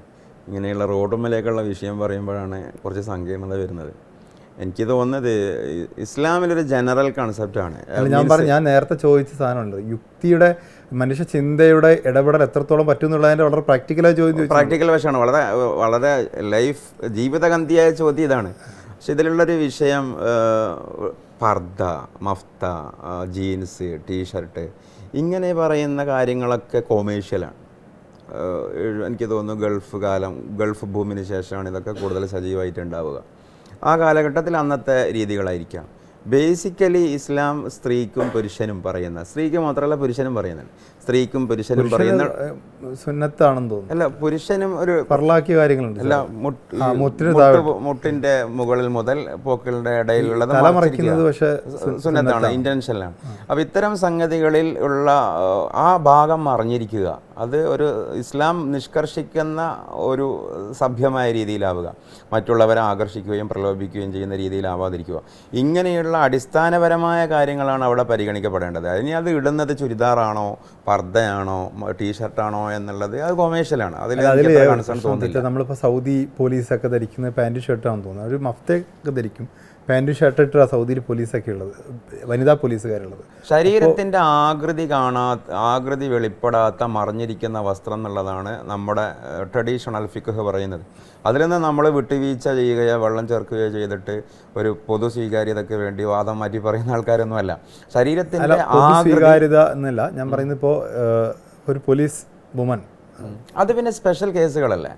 അത് അത്തരം സ്പെഷ്യൽ കേസ് എന്ന് പറയുന്നത് പോലീസ് ആവുക, പട്ടാളത്തിൽ ചേരുക, ഇനി അതേപോലെ നേഴ്സാവുക, ഡോക്ടറാവുക. അപ്പോൾ സമൂഹം അനുവർത്തിക്കുന്ന ചില കീഴ്വഴക്കങ്ങളുണ്ടാവും. ആ കീഴ്വഴക്കങ്ങളോട് ഒത്തുകൊണ്ടും ഇസ്ലാമിക ആചാരങ്ങളോട് എതിരാവാത്ത നിലയിലുള്ള അഡ്ജസ്റ്റ്മെൻറ്റുകൾ. ജെൻഡർ ന്യൂട്രാലിറ്റിയെ എതിർക്കുമ്പോൾ, ജെൻഡർ ന്യൂട്രാലിറ്റി അല്ല എതിർക്കുന്നത്, ജെൻഡർ ന്യൂട്രൽ യൂണിഫോമിലേക്ക് വന്നപ്പോൾ അവിടെ പെൺകുട്ടികൾ ആൺകുട്ടികളും ഒരുപോലെ പാൻറ്റും ഷർട്ടും ഇടുന്നു എന്നുള്ളതായിരുന്നു. ഒരു കാര്യം പറയട്ടെ, ഇപ്പോൾ നിങ്ങൾ പറഞ്ഞു, ഇപ്പോൾ GCCയിലെ പോലീസ്, വനിതാ പോലീസിൻ്റെ ഡ്രസ് കോഡ്, ഓക്കെ, അത് സ്പെഷ്യൽ കേസാണ്. ഡോക്ടേഴ്സിൻ്റെ ഡ്രസ്സ് സ്പെഷ്യൽ കേസാണ്. പക്ഷേ ജനറൽ ന്യൂട്രൽ യൂണിഫോം എന്ന് പറയുമ്പോൾ അതിൻ്റെ ഐഡിയോളജിക്കൽ ബേസ് ഉണ്ട്. അതുകൊണ്ടാണ് അതിനെതിരെ ഞങ്ങൾ ശബ്ദിച്ചത്. അപ്പോൾ ഇന്ന് ബാക്കി ഈ പറയുന്ന കാര്യങ്ങൾക്കൊന്നും ന്യൂട്രൽ ആവുക എന്നുള്ളതിനോട് മാത്രമേ വിയോജിപ്പുള്ളൂ. അല്ല, അവിടെ നിങ്ങൾ എന്തോ മറ്റൊന്നാക്കുന്നുണ്ടോ എന്ന് എനിക്ക് ചെറിയൊരു ആശങ്കയുണ്ട്. അതായത് മറ്റത് ജസ്റ്റ് യൂണിഫോം, അവിടെ ഒരു ഐഡിയോളജി ഒന്നും വർക്ക് ചെയ്യുന്നില്ല. പട്ടാള ചിട്ട, പോലീസ് ചിട്ട, ഹോസ്പിറ്റൽ ചിട്ട, ഓക്കെ. അതേസമയം ജനറൽ ന്യൂട്രാലിറ്റി എന്ന് പറഞ്ഞാൽ വാസ്തവത്തിൽ അതൊരു ഡ്രസ്സുമായി മാത്രം കണക്റ്റഡായൊരു സാധനമല്ല. അത് ഡ്രസ്സിലൂടെ വന്ന് മനുഷ്യൻ്റെ അസ്തിത്വത്തിലേക്ക് ഇറങ്ങിത്തിരിക്കാൻ ശക്തിയുള്ള വലിയൊരു കാഴ്ചപ്പാടാണ്. ലിബറലിസം കടന്നു വരുമെന്ന് ഭയപ്പെടുന്നു. ലിബറലിസം എന്ന ഒരു വാക്കിനേക്കാൾ അവിടെ എനിക്ക് തോന്നുന്നത്, മനുഷ്യൻ ബേസിക്കലി ഒന്നുകിൽ ആണായി ജനിക്കുന്നു അല്ലെങ്കിൽ പെണ്ണായി ജനിക്കുന്നു, അല്ലാതെ അതിനൊരു മൂന്നാം ലിംഗ സാധ്യതയില്ല. മൂന്നാം ലിംഗവും ഏതെങ്കിലും ഒരു ലിംഗത്തിലേക്ക് ചേർക്കണം. ഇതാണ് നമ്മുടെ ഫിഖ്. സയൻസും ഏകദേശം അവിടെ എത്തി, അല്ലെങ്കിൽ സയൻസ് ഓൾറെഡി അവിടെ എത്തി, തിരിച്ചു മറിച്ചൊക്കെ പറയാം. അതിൻ്റെ ഇടയിൽ ഒരു വ്യക്തി സ്വയം തീരുമാനിക്കേണ്ടതാണ് ജെൻഡർ. ജെൻഡർ എന്ന് പറഞ്ഞാൽ സെക്സിൽ നിന്ന് വ്യത്യസ്തമായി മാനസികമായൊരു ഓറിയൻറ്റേഷനാണ്. അപ്പോൾ അത് അനാട്ടമിക്കലി യൂറിനറി ഓർഗാൻ അനുസരിച്ച് കൊണ്ടുള്ള ഒരു അവസ്ഥയാവണമെന്നില്ല മാനസികമായ അവസ്ഥ. അപ്പോൾ 18 വയസ്സ് വരെ അല്ലെ സംതിങ് ഏജ് വരെ കാത്തു നിന്നിട്ട് ഈ വ്യക്തിക്ക് തന്നെ സ്വയം പ്രൊക്ലെയിം ചെയ്യാം, ഞാൻ ആണാണ്, ഞാൻ പെണ്ണാണ്, എന്നിട്ട് പിന്നെ പിറ്റേന്ന് മാറ്റാം, തിരിക്കാം, മറിക്കാം, ഫ്ലൂയിഡിറ്റി വരും. ഇങ്ങനെയുള്ള ഒരുപാട് ചർച്ചകളിലേക്കും സങ്കീർണതകളിലേക്കും പോകുവാൻ പറ്റുന്ന തരത്തിലുള്ള ഒരു വലിയ ആർഗ്യുമെൻ്റാണ് ജെൻഡർ ന്യൂട്രൽ ആർഗ്യുമെൻറ്റ്. അതിൻ്റെ ചെറിയൊരു ഇൻ്റർഫേസ് മാത്രമാണ് യൂണിഫോം എന്നുള്ളത്. അപ്പോൾ ഇത് മറ്റു പലതായിട്ട് മാറുവാൻ സാധ്യതയുള്ളത് കൊണ്ടാണ് ആ യൂണിഫോം. അതല്ലാത്ത ഈ ജെൻഡർ ന്യൂട്രൽ എന്ന് പറയുന്ന ഒരു ഐഡിയോളജിയുമായി ബന്ധപ്പെടുത്താതെ വയ്ക്കുമ്പോൾ ഈ ഒരു പാൻറ്റും ഷർട്ടും ഇടുക എന്നുള്ളത് ഒരു പെൺകുട്ടിയെ സംബന്ധിച്ച് പ്രശ്നമുള്ള വിഷയമല്ല. ഈ ശരീരത്തിൻ്റെ ഭാഗങ്ങൾ വെളിപ്പെടുത്താത്ത ഏത് ഡ്രസ്സും അണിയാലോ, അത് നമ്മളൊരു ഇഷ്യൂ ആക്കേണ്ട വിഷയമല്ലല്ലോ. പക്ഷെ അവിടെ കൺസെപ്റ്റ് ഇതാണ്, പാൻറ്റാവട്ടെ ഷർട്ടാവട്ടെ എന്തുമാവട്ടെ ഈ പറയുന്ന മറിഞ്ഞിരിക്കുക, ശരീരത്തിൻ്റെ ആകൃതി വെളിപ്പെടാതിരിക്കുക. പിന്നെ സോഷ്യൽ സിസ്റ്റമാണ് ആണുങ്ങളുടെ ഡ്രസ്സ് ഇതൊക്കെയാണ്, പെണ്ണുങ്ങളുടെ ഡ്രസ്സ് ഇതൊക്കെയാണെന്നുള്ളത്. അതിലിപ്പോൾ യൂണിസെക്സ് ഡ്രസ്സാണ് കൂടുതൽ വരുന്നത്.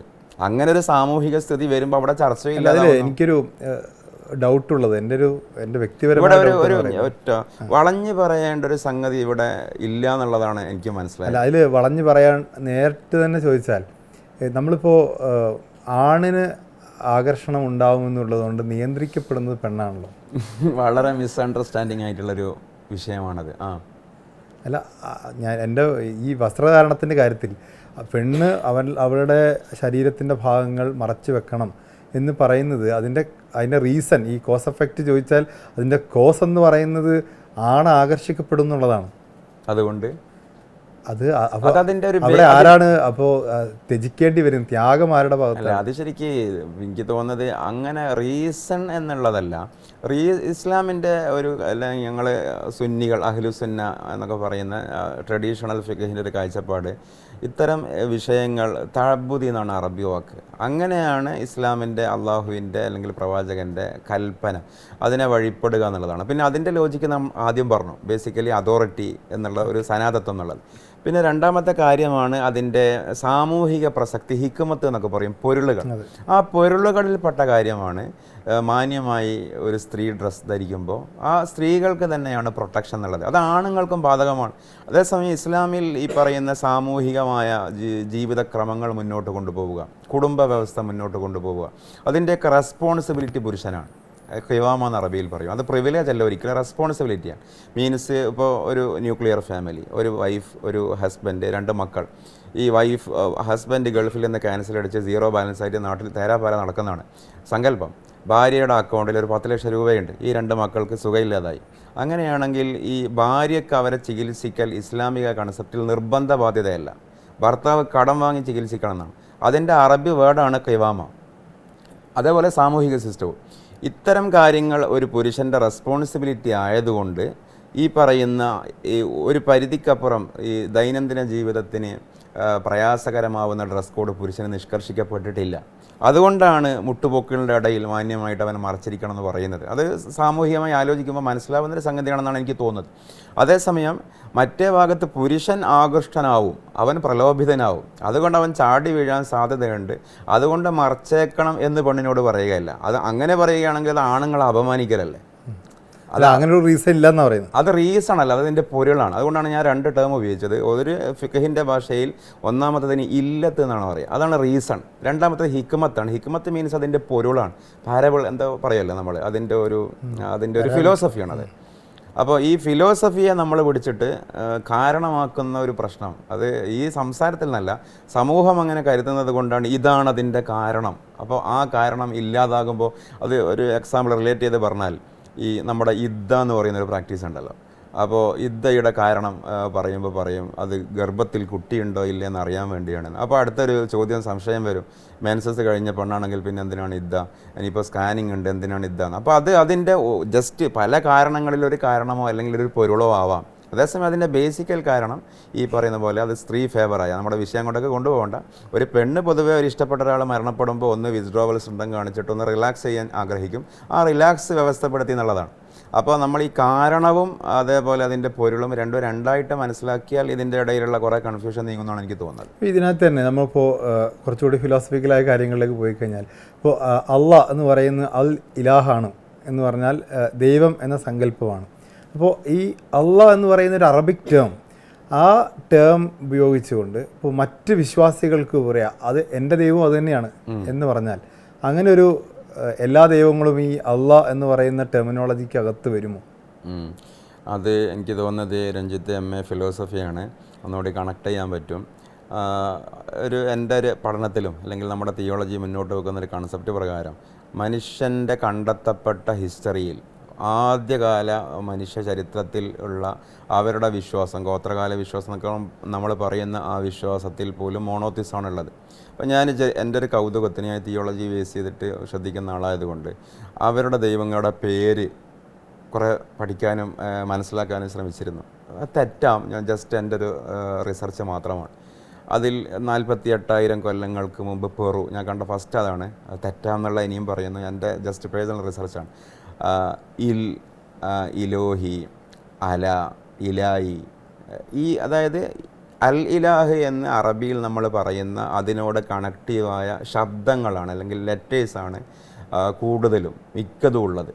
അപ്പോൾ അള്ളാഹു എന്ന് പറയുന്ന ഒരു പേര്, അതായത് സത്യത്തിലുള്ള പ്രപഞ്ചത്തിൻ്റെ സൃഷ്ടാവായ പരിപാലകനായിട്ടുള്ള ഒരു basical necessary being, base entity, uncaused cause philosophy, ഏത് omnipotent, omniscient, omnibenevolent, omnipresent ആയിട്ടുള്ള ഒരു എസൻസ്, ആ ആളുടെ, ആ വ്യക്തിയെ സംബന്ധിച്ച് പറയുന്ന ഒരു പ്രോപ്പർ നൗണാണല്ലോ അള്ളാഹു എന്നുള്ളത്.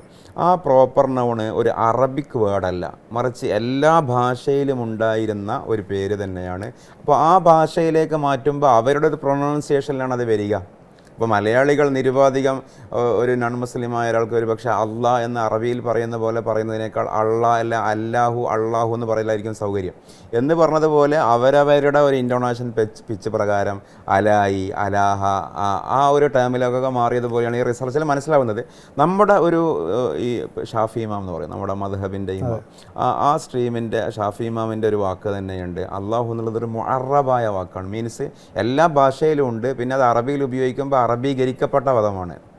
അപ്പോൾ ഈ പ്രപഞ്ചാധിപനായ സർവേശ്വരൻ എന്ന് ആൾക്കാരൊക്കെ വിശ്വസിക്കുന്ന, എല്ലാവരും ജഗന്നിയന്താവ് എന്നൊക്കെ പറയുന്ന ആ ആൾ അള്ളാഹു ആവുന്നതിനോട് നമുക്ക് യോജിപ്പോ വിയോജിപ്പോ എന്ന് ചോദിച്ചാൽ യോജിപ്പ് തന്നെയാണ്. അതേസമയം അവിടെ ഒരു ആട്രിബ്യൂട്ട്സിൻ്റെ കാര്യത്തിലൊക്കെ നമ്മൾ കൂടുതൽ കണിഷ്ഠത കാണിക്കേണ്ടി വരും. മീൻസ് ആ കഴിവുള്ള ആരുമില്ല, നമ്മൾ സിഫാത്ത് എന്ന് അറബിയിൽ പറയും. അപ്പോൾ ഒരു നമ്മുടെ ഉസ്താദന്മാരുടെ ടൈമിലേക്ക് മാറ്റിയാൽ ലാത്തും സിഫാത്തും ഒക്കുക എന്നാണ് നമ്മൾ പറയാം. മീൻസ് ഇപ്പോൾ ഒരു 1500 കൊല്ലം മുമ്പ് ബഹുദൈവ വിശ്വാസികളായിരുന്ന അറബികൾക്കിടയിലും അള്ളാഹു ഉണ്ടായിരുന്നു. അപ്പോൾ ഗോത്രദൈവമാണെന്ന് അങ്ങനെ ഒരു ആരോപണം വരുന്നത് അങ്ങനെയാണ്. ലാത്ത ഉസ്സ മനാത്ത ഇസാഫ് നായില ഹുബില് അള്ളാഹു. ഈ അള്ളാഹു ഒരു സൂപ്പർ ദൈവമാണ്, സൂപ്പർ ഗോഡാണ്, സർവേശ്വരനാണ്. പക്ഷെ അവരുടെ അള്ളാഹുവും നമ്മളുടെ സല്ലല്ലാഹു അലൈഹി വസല്ലമ പരിചയപ്പെടുത്തിയ അള്ളാഹുവും തമ്മിലുള്ള വ്യത്യാസം പറയുന്നത്, അവരുടെ അള്ളാഹു എന്ന് പറയുന്നത് ഒരു സൂപ്പർ ദൈവമാണ്. അപ്പം മറ്റുള്ളവരിലും ദിവ്യത്വം ഉണ്ട്. നമ്മൾ പറയുന്നത് മറ്റുള്ളവരിലൊന്നും ദിവ്യത്വം ഇല്ല. തൂണിലും തുരുമ്പിലും തരുവിലും താരത്തിലും വ്യക്തിയിലും ആളത്തത്തിലും വിഗ്രഹത്തിലും ടെർമിനോളജിയിലുള്ള വ്യത്യാസം മാത്രമേ ഉള്ളൂ എന്ന് അംഗീകരിക്കുന്നുണ്ടോ? അല്ലല്ല, അത് അംഗീകരിക്കാത്തത് കൊണ്ടാണ് ഇത് പറഞ്ഞത്. ഈ ആട്രിബ്യൂട്ട്സിൽ, അതായത് നേരത്തെ പറഞ്ഞ പോലെ ഈ ഗോത്രദൈവങ്ങളിൽ ഓരോ ശ്രേണികൾ, അതിലേറ്റവും സൂപ്പർ ഗോഡായിട്ടുള്ള അള്ളാഹ്, ആ അർത്ഥത്തിലല്ല ഞാൻ പറയുന്നത്. ഈ പറയുന്ന എല്ലാം ഒരാളുടെ പല പേരുകളാണ്. അപ്പൊ അള്ളാഹ്ക്ക് തന്നെ അള്ളാഹു സമദ്, അള്ളാഹു ഓരോ വ്യത്യസ്ത 1000 നാമങ്ങളുണ്ടെന്ന് പറയും. ഈ നാമങ്ങളിലുള്ള വ്യത്യാസം മാത്രമേ ഉള്ളൂ. അതിലൊരു തീർപ്പ് പറയാൻ മാത്രം ഞാൻ ഒരു പണ്ഡിതനും സ്കോളറൊന്നുമല്ല. അത് റിസർച്ചബിളായ സാധനമാണ്.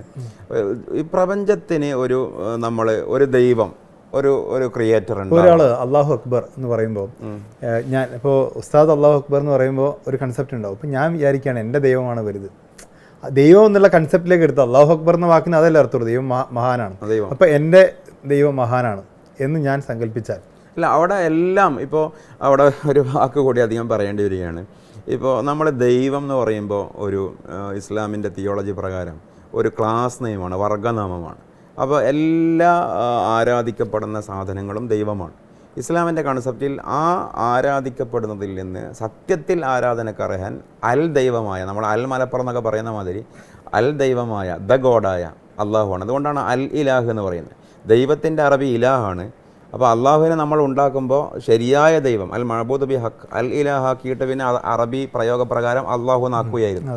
അപ്പോൾ നമ്മൾ അതിൽ എനിക്ക് മനസ്സിലായ ഒരു കാര്യം, ഈ അൽ ഇലാഹിൻ്റെ ഒരു വിശാലമായ അർത്ഥം ഉണ്ടോ എന്നാണ് ഞാൻ ചോദിക്കുന്നത്. ഇപ്പോൾ സംസ്കൃതത്തിലൊരു ശ്ലോകമുണ്ട്, ഏകം സത് വിപ്ര ബഹുധാ വദന്തി. ഏകമായ സത്യമാണ്, സത്യം ഒന്നേ ഉള്ളൂ. അതിനെ പല പണ്ഡിതന്മാർ പല അർത്ഥത്തിൽ, പല രൂപത്തിൽ, പല ഭാവത്തിൽ പറഞ്ഞു വെച്ചാൽ സിമ്പിളാണ്. ഈ ആട്രിബ്യൂട്ട്സിൽ യോജിക്കുക എന്നുള്ളത് ഇസ്ലാമിക് ആട്രിബ്യൂട്ട്സിൽ യോജിക്കേണ്ട, സത്ത് ഒന്നേ ഉള്ളൂ, ഒരു സത്ത് മാത്രമേ ഉള്ളൂ. ഇലാഹ് എന്ന് പറയുന്നത് ഒന്നേ ഉള്ളൂ. അത് പല ആളുകൾ അതല്ല നമ്മളും പറയുന്നത്. അൽ ഇലാഹ് ആയിട്ടുള്ളത് ഒന്നേ ഉള്ളൂ. ബാക്കി അർഹതയില്ലാതെ പിന്നെ കൽപ്പിക്കപ്പെട്ട ദിവ്യത്വങ്ങളാണ് മറ്റുള്ളതിൽ ഉള്ളത്. അത് ദിവ്യത്വം ഞാൻ പറഞ്ഞ ചെറിയ വ്യത്യാസമുണ്ട്. അതായത് ഏകമായ സത്യമേ ഉള്ളൂ എന്ന് പറഞ്ഞാൽ ഇസ്ലാമിൽ പറയപ്പെട്ട അൽ ഇലാഹും, അപ്പോൾ ഇന്ത്യയിലേക്ക് വന്നാൽ ഭാരതീയമായ സനാതന ധർമ്മത്തിൽ പറയുന്ന ബ്രഹ്മം എന്ന് പറയുന്ന സങ്കല്പമുണ്ട്. അവിടെ രൂപഭാവ വ്യത്യാസമില്ലാത്ത ഒരു ഒംനിപൊട്ടൻ്റായ ഒരു ഗോഡാണ് ബ്രഹ്മം എന്ന് പറയുന്നത്. ആ ബ്രഹ്മം എന്ന് പറയുന്ന സങ്കല്പത്തിൻ്റെ സത്താണ്. ആ സത്തും ഇലാഹ് എന്ന് പറയുന്ന സത്തും ഒന്നാണോ എന്ന് ചോദിക്കും. അല്ല, അവിടെയുള്ള വിഷയം അതൊരു ടെക്നിക്കൽ ടേംസുകളാണല്ലോ. ഈ പറയുന്ന ബ്രഹ്മം അത് ആ പിന്നെ ദൈവതത്തിൽ മറ്റുള്ള ആളുകൾക്ക് കൂടി പങ്കാളിത്തം കൂടി ഭാരതീയ ദർശനം കൊടുക്കുന്നില്ലേ? അവിടെയാണ് ആട്രിബ്യൂട്ട്സിലെ പ്രശ്നം. അത് ഈ ബ്രഹ്മം എന്ന് പറയുന്ന സങ്കല്പത്തിൻ്റെ വ്യത്യസ്ത നാമങ്ങളാണ്. ഈ 1000 നാമങ്ങൾ അള്ളാഹുവിനുണ്ടെന്ന് പറയുന്ന പോലെ തന്നെ 1000. പക്ഷേ ഈ 1000 പിന്നെ പേഴ്സോണാസും ഒറ്റ പേഴ്സണാലിറ്റിയിലാണ് ഇസ്ലാമിലുള്ളത്. അഹദും സമദും ഫർദും ഹന്നാനും മന്നാനും എല്ലാ ജബ്ബാറും കഹാറും ഒക്കെ ഒന്നിലാണുള്ളത്. ഒരാളുടെ ആട്രിബ്യൂട്ട്സാണ്. അല്ലാതെ ഒരാളുടെ ആട്രിബ്യൂട്ട്സ് ഒരുപാട് അവതാരങ്ങളിൽ റിഫ്ലക്റ്റ് ചെയ്തതല്ല. ഈ റിഫ്ലക്ഷനാണ് ഭാരതീയ ദർശനത്തിലുള്ളതെന്നാണ് ഞാൻ മനസ്സിലാക്കുന്നത്. ആ വിഷയത്തിൽ ഞാൻ സ്കോളറല്ല. റിഫ്ലക്ഷൻ മീൻസ് വേറൊരു എൻറ്റിറ്റി എന്ന അർത്ഥത്തിൽ ഇല്ല. അവിടെ വേറെ എൻറ്റിറ്റീസ് ഇല്ല. പക്ഷെ ഒരു എൻറ്റിറ്റീസിൻ്റെ ദൈവാംശം, ദിവ്യാംശങ്ങൾ പലരിലേക്ക് ബ്രഹ്മാസ്മി എന്ന് പറയുമ്പോൾ എന്നിലും നിന്നിലൊക്കെ ഉള്ള ഈശ്വരാംശമാണെന്നാണ് അവർ പറയുന്നത്. ആ കൺസെപ്റ്റ് അത് വഹദത്തുൽ വജൂദ്, അതേപോലെ ഐക്യമുണ്ടല്ലോ. ആ വഹദത്തുൽ വജൂദ് അദ്വൈതം എന്നുള്ളത് രണ്ടാണ് എന്നുള്ളതാണ് ഇസ്ലാമിൻ്റെ കൺസെപ്റ്റ്. ഒന്നല്ല. വഹദത്തുൽ വജൂദ് എന്ന് പറയുന്നത് പരമമായ അസ്തിത്വം അള്ളാഹുവിനെ ഉള്ളൂ. ബാക്കിയൊക്കെ അള്ളാഹു കൊടുക്കുന്ന അസ്തിത്വങ്ങൾ മാത്രമാണ്. അത് നിർബന്ധ അസ്തിത്വങ്ങളല്ല. ബാക്കിയാവുന്ന ഏകാസ്തിത്വം അള്ളാഹു മാത്രമാണ്. അതേസമയം ഈ പറയുന്ന അദ്വൈതം എന്ന് പറയുന്നത് രണ്ടില്ല, എല്ലാം ഒന്നിൻ്റെ റിഫ്ലക്ഷൻസ് തന്നെയാണെന്നുള്ളതാണ്. അത് രണ്ടും രണ്ട് തന്നെയാണ്. അതായത് സൃഷ്ടാവും സൃഷ്ടിയും തമ്മിലുള്ള വ്യത്യാസത്തെയാണ് അദ്വൈതം എന്ന് പറയുന്നത്. അതായത് നിങ്ങൾ എന്ത് ചെയ്യേണ്ട ആവശ്യമില്ല, സൃഷ്ടാവിനെയും സൃഷ്ടിയെയും രണ്ടായി കാണേണ്ടതില്ല. അപ്പൊ അതിലിപ്പോ അതുകൊണ്ടാണ് ഞാൻ ആ ടേം ഉപയോഗിച്ചത്. തരുവിലും താരത്തിലും തുരുമ്പിലും പരമാത്മ വ്യത്യാസം വേണ്ട, എല്ലാം ഒന്ന് തന്നെയാണ്. ആ കൺസെപ്റ്റ് ഇസ്ലാമിലില്ല. ഇസ്ലാമിൽ ഖാലിക്ക് വേറെ തന്നെ ആട്രിബ്യൂട്ട്സ് ഉള്ള സാധനമാണ്. ഈ സൃഷ്ടാവ്, സൃഷ്ടി വേറെ തന്നെ ആട്രിബ്യൂട്ട്സ് ഉള്ള സാധനമാണ്. അവിടെയാണ് നമ്മൾ സൃഷ്ടികളൊക്കെ കണ്ടിൻജൻ്റ് ആണ്, സൃഷ്ടാവ് നെസസറി ബീയിങ് ആണെന്ന് പറയുന്നത്. അപ്പോൾ സൃഷ്ടികളുടെ ഒരു പ്രത്യേകത എന്ന് പറയുന്നത് something that has potentiality to be in another pattern. വേറൊരു രീതിയിൽ കൂടി ആകുവാൻ പാകത എല്ലാ സൃഷ്ടികൾക്കും ഉണ്ട്. നമ്മളിങ്ങനെ തന്നെ ആകണം എന്നില്ല. ഇപ്പോൾ നമ്മളിരിക്കുന്ന ചെയർ ഇതേ ഇൻഗ്രീഡ് കൊണ്ട് മേശയാക്കാം. ഈ ടീപ്പോയിൽ ചതുരത്തിലാകണമായിരുന്നില്ല, റൗണ്ടിലാക്കാം. അപ്പോൾ ലോകത്ത് എന്തെടുത്താലും അത് മറ്റൊരു രീതിയിൽ കൂടി ആകുവാനുള്ള പൊട്ടൻഷ്യാലിറ്റി അതിനുണ്ട്. എന്നിട്ട് അത് ഈ പൊട്ടൻഷ്യാലിറ്റിയിലേക്ക് അത് ഷേപ്പ് ചെയ്യപ്പെടുന്നു. ഒരു ഡിസൈനർ ഉണ്ട്. ഇനി something that has no potentiality to be in another pattern, that is God. മറ്റു രീതിയിൽ ആകുവാൻ ബുദ്ധിപരമായിട്ട് പറ്റാത്തത് ഇപ്പം എങ്ങനെയാണുള്ളത് അങ്ങനെ തന്നെ ആകാൻ പറ്റൂ. അങ്ങനെ ഒരു ശക്തി ഉണ്ടെങ്കിൽ ആ ശക്തിയുടെ പേരാണ് ഗോഡ് ഓൾമൈറ്റി. അപ്പോൾ കൃത്യമായി ക്രിയേറ്ററും സൃഷ്ടാവിൽ നിന്നാണല്ലോ സൃഷ്ടി ഉണ്ടായിട്ടുള്ളത്. സൃഷ്ടാവിൻ്റെ മറ്റൊരു സൃഷ്ടിയാണ് അത്.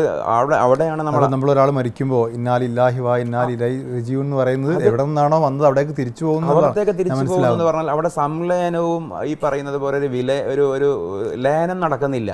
ഇല്ല അവിടെ തീർച്ചയായിട്ടും നോക്ക്, അല്ലാഹ് എന്നുള്ള എൻറ്റിറ്റി വേറെ തന്നെയാണ്, വേറെ തന്നെ. പ്രപഞ്ചത്തിന്റെ ഭാഗമേ അല്ല. ഈ മെക്ഫറത്തിനെ കുറിച്ചൊക്കെ പറയാറുണ്ടല്ലോ. ഹക്കീക്കത്തിനപ്പുറത്ത് മെക്ഫറത്ത് അള്ളാഹുമായിട്ട് ലയിക്കുക എന്നുള്ളൊരു കൺസെപ്റ്റ്. അള്ളാഹുമായിട്ട് ലയിക്കുക, അവിടെ പറയുന്ന വിസ്വാല്, ഫന എന്നൊക്കെയുള്ള ടേംസ് ആണുള്ളത്. അങ്ങനെയുള്ള ലയനം, അള്ളാഹുവിലേക്ക് ചെന്നണയുക, ഇത്തരം കാര്യങ്ങളുടെ ഉദ്ദേശം എന്ന് പറയുന്നത് അള്ളാഹു മാത്രമായിട്ട് മനസ്സിൽ മാറുമ്പോൾ അള്ളാഹു നമ്മളെ ഏറ്റെടുത്ത് ആ നൂറിലേക്ക് നമ്മളും ചെന്ന് ചേരുക എന്നുള്ളതാണ്. സൂഫി കൺസെപ്റ്റാണ്. ആ കൺസെപ്റ്റ് പ്രകാരം അള്ളാഹുവിലേക്ക് എത്തുമ്പോൾ നമ്മൾ അള്ളാഹു ആകുന്നു ഇല്ല, അള്ളാഹു നമ്മളാകുന്നൊന്നുമില്ല. അള്ളാഹു തന്നെ, നമ്മൾ തന്നെ. അതേസമയം നമ്മളുടെയും അള്ളാഹുവിൻ്റെയും ഇടയിൽ ഇസ്ലാമിൻ്റെ സ്പിരിച്വാലിറ്റി പ്രകാരം നിലവിൽ ഒരു മറയുണ്ട്. ആ മറ എന്ന് പറയുന്നത് ആ മറ പോലും മറഞ്ഞാണ് കിടക്കുന്നത്. ആ മറ പോലും മറയത്താണുള്ളത്. അപ്പോൾ ആ മറ നീങ്ങുകയാണെങ്കിൽ നമുക്കിപ്പോൾ അള്ളാഹുവിനെ അനുഭവിക്കാൻ കഴിയും. ആ മറ നീങ്ങിയത് കൊണ്ടാണ് പലപ്പോഴും പ്രവാചകനെ അള്ളാഹുവായിട്ട് സന്ധിക്കുവാനും അനുഭവിക്കുവാനും കഴിയുന്നത്. ഇപ്പോൾ നമ്മൾ ഇസ്രാ മിഅ്റാജ് എന്ന് പറയുന്ന ഒരു യാത്ര, ഒരു ഫിസിക്കലായിട്ടുള്ള നമ്മുടെ സുന്നി വീക്ഷണ പ്രകാരം ഫിസിക്കൽ യാത്ര, ആത്മീയ യാത്രയാണെങ്കിൽ പ്രത്യേകിച്ച് അതിനെ കുറിച്ച് പറയാനൊന്നുമില്ലല്ലോ. അപ്പോൾ അത് അത്തരം ഞാൻ പറയുന്നത് ഈ മറ നീങ്ങുക. ഇപ്പോൾ ഖുർആനിൽ ഇങ്ങനെ ഒരു പ്രയോഗമുണ്ട്, പിന്നെ നിങ്ങൾക്ക് മുമ്പിൽ ഒരു മറയുണ്ടായിരുന്നു. ലഖദ് കുന്ത ഫീ ഗഫ്ലത്തിൻ മിൻ ഹാദാ ഫകശഫനാ അൻക ഗിതാഅക ഫബസറുക അൽയൗമ ഹദീദ്. ഇതേവരെ നിങ്ങളുടെ കണ്ണിൻ്റെ മുമ്പിൽ ഒരു മറയുണ്ടായിരുന്നു. ആ മറ നീക്കിയപ്പോൾ നിങ്ങളുടെ കണ്ണിന് ഇപ്പോൾ ഇരുമ്പിൻ്റെ മൂർച്ച. അത് നരകത്തെ സംബന്ധിച്ച് പറയുന്നതാണെന്ന് പറയുന്നു, മരണത്തെ സംബന്ധിച്ച് പറയുന്നതാണെന്ന് പറയുന്നു. ഇപ്പോൾ എക്സാമ്പിൾ ഒരു മറയുണ്ട്. ഖുർആൻ നിരന്തരം ഉപയോഗിക്കുന്ന ഒരു വാക്കാണ്. അള്ളാഹുവിനെ കുറിച്ച് ചിന്തിക്കാൻ തയ്യാറല്ലാത്ത ആളുകളുടെ ഹൃദയത്തിന്മീതെ നമ്മളൊരു മറ വെക്കും, ഒരു സീല് വെക്കും, ഒരു മൂടുപടം വെക്കും. ഒരുപാട് ആ കണ്ടിന്യൂസിറ്റിയിൽ കുറേ ആയത്തുകളുണ്ട്. അതിന് ആ മറ അങ്ങ് നീങ്ങുകയാണെങ്കിൽ അതെങ്ങനെയെന്നുള്ളത് നമുക്കറിയില്ല. ആ മറ അങ്ങ് നീങ്ങുകയാണെങ്കിൽ നമുക്കിപ്പോൾ എന്താണെന്ന് മനസ്സിലാക്കാൻ പറ്റും. ഇപ്പോൾ ഇതേ ഖുർആനിൽ ഇപ്പോൾ നമ്മുടെ സെമിറ്റിക് ആചാരങ്ങളുടെ സംസ്കാരത്തിൻ്റെ പിതാവ് എന്നറിയപ്പെടുന്ന ഇപ്പോൾ അബ്രഹാമിക് പാരമ്പര്യം, ഇബ്രാഹിം നബി അലൈഹിസ്സലാം, അവർ അള്ളാഹുവിനോട് പ്രാർത്ഥിക്കുന്ന ഒരു ഭാഗം ഖുർആനിലുണ്ട്. എനിക്ക് നിൻ്റെ ലോകങ്ങളൊന്ന് കാണിച്ചതാ. അപ്പോൾ ചോദിക്കുന്നു, എന്തിനാണത്? നീ ഇനിയും വിശ്വാസിയായിട്ടില്ലേ? അപ്പോൾ ഇബ്രാഹിം അലൈഹിസ്സലാം പറയുന്നുണ്ട്, എൻ്റെ മനസ്സിന് ലിയത്തുമഇന്ന ബിഹി ഖൽബി, എൻ്റെ മനസ്സിനൊരു ട്രാങ്ക്വിലിറ്റി കിട്ടാൻ വേണ്ടിയാണ്. അപ്പോൾ ആ മറ നീങ്ങിയെന്നാണ് ഖുർആൻ പറയുന്നത്. മറ നീങ്ങിയപ്പോൾ നേരിട്ട് കാണുന്നു. അതെങ്ങനെയാണെന്നുള്ളത് നമുക്ക് അത് ഒരിക്കലും പറയാൻ കഴിയില്ല. പറയാൻ കഴിയാതിരിക്കുക എന്നുള്ളതാണല്ലോ അതിൻ്റെ ഒരു പെർഫെക്ഷൻ. അപ്പോൾ ആ മറ നീങ്ങുന്ന അവസ്ഥയിലേക്ക് എത്തുക എന്നുള്ളതാണ് ഈ പറയുന്ന വിസ്വാല്, ഫനാ എന്നതിൻ്റെയൊക്കെ താല്പര്യം. അല്ലാതെ ഇവിടെയും അങ്ങനെയുള്ള ഒരു അത്തരം ഒരു സൂഫി സ്ട്രീംസൊക്കെ ഉണ്ട് എന്നാണ് ഞാൻ മനസ്സിലാക്കുന്നത്. അവസാനം നമ്മൾ ചെന്നിട്ട് ഈ പറയുന്ന അദ്വൈതത്തിൽ പറയുന്നത് പോലെ അള്ളാഹുവിൽ ചെന്ന് അണയും എന്നുള്ളത്, ആ കൺസെപ്റ്റ് ഒരിക്കലും ഇസ്ലാമിൻ്റെ ട്രഡീഷണൽ മോക്ഷം എന്നുള്ള കൺസെപ്റ്റ് ഇല്ല. മോക്ഷം എന്ന് പറഞ്ഞാൽ ഈ ജീവാത്മാവ് പരമാത്മാവിൽ ചേരുന്നതാണല്ലോ മോക്ഷം എന്ന് പറഞ്ഞാൽ. അത് ഒരു ഡെഫിനിഷൻ. ഇനി മോക്ഷത്തിന് ഞങ്ങൾ ഇങ്ങനെ ഡിഫൈൻ ചെയ്യുന്നു, ഈ പരമമായ സൃഷ്ടാവിൻ്റെ മുമ്പിൽ എത്തുമ്പോഴുള്ള സായുജ്യം, സ്വർഗപ്രവേശനമാണ്. സ്വർഗപ്രവേശനം. ഇപ്പോൾ അത് വളരെ കണക്റ്റീവായൊരു വാക്കായി. ഇപ്പോൾ ഈ ഖുർആൻ സ്വർഗത്തെ പറ്റി പറഞ്ഞിടത്തൊക്കെ ഉപയോഗിക്കുന്ന ഒരു അടിസ്ഥാനപരമായ തീം, ഇപ്പോൾ നിരീശ്വരവാദികളും എക്സ് മുസ്ലിംസൊക്കെ എപ്പോഴും കളിയാക്കുന്നൊരു വിഷയമാണ് മുസ്ലിംസിൻ്റെ സ്വർഗത്തിൽ കുറേ ഉടലുടയാത്ത പെണ്ണുങ്ങളും കുറേ പാല് പോലെയുള്ള അരുവികളും മദ്യമൊക്കെയാണുള്ളത്. പക്ഷേ ഇസ്ലാം ഖുർആൻ പറയുന്ന സ്വർഗത്തിൻ്റെ പ്രൈം കൺസെപ്റ്റ് ഇന്ദല്ലാ എന്നുള്ളൊരു വാക്കാണ് ഉപയോഗിക്കുക. ജസാഉഹും ഇന്ദ റബ്ബിഹിം റബ്ബിബിനിലി ബൈത്തൻ ഇന്ദക ഫിൽ ജന്ന. ഈ ഇന്ദ എന്ന അറബി വാക്കിൻ്റെ അർത്ഥം നിയർ ബൈ എന്നുള്ളതാണ്. അപ്പോൾ നിങ്ങൾക്ക് സ്വർഗം കിട്ടും എന്ന് ഖുർആൻ പറയുന്നിടത്തൊക്കെ അള്ളാഹുവിൻ്റെ അരികെയാവുക എന്നുള്ള സെൻസാണ് കൊടുക്കുന്നത്. നിങ്ങൾ എൻ്റെ അരികേക്ക് വരും. ഈ അരികത്താകുമ്പം കിട്ടുന്ന സായുജ്യത്തിനാണ് ആ അറബി വാക്കിൽ ഇക്കാഗ് എന്നാണ്. കാഴ്ച, തിരുമുൾ കാഴ്ച. ആ തിരുമുൾ കാഴ്ചയുടെ അടുത്തേക്ക് നിങ്ങൾക്ക് പ്രവേശനം കിട്ടും.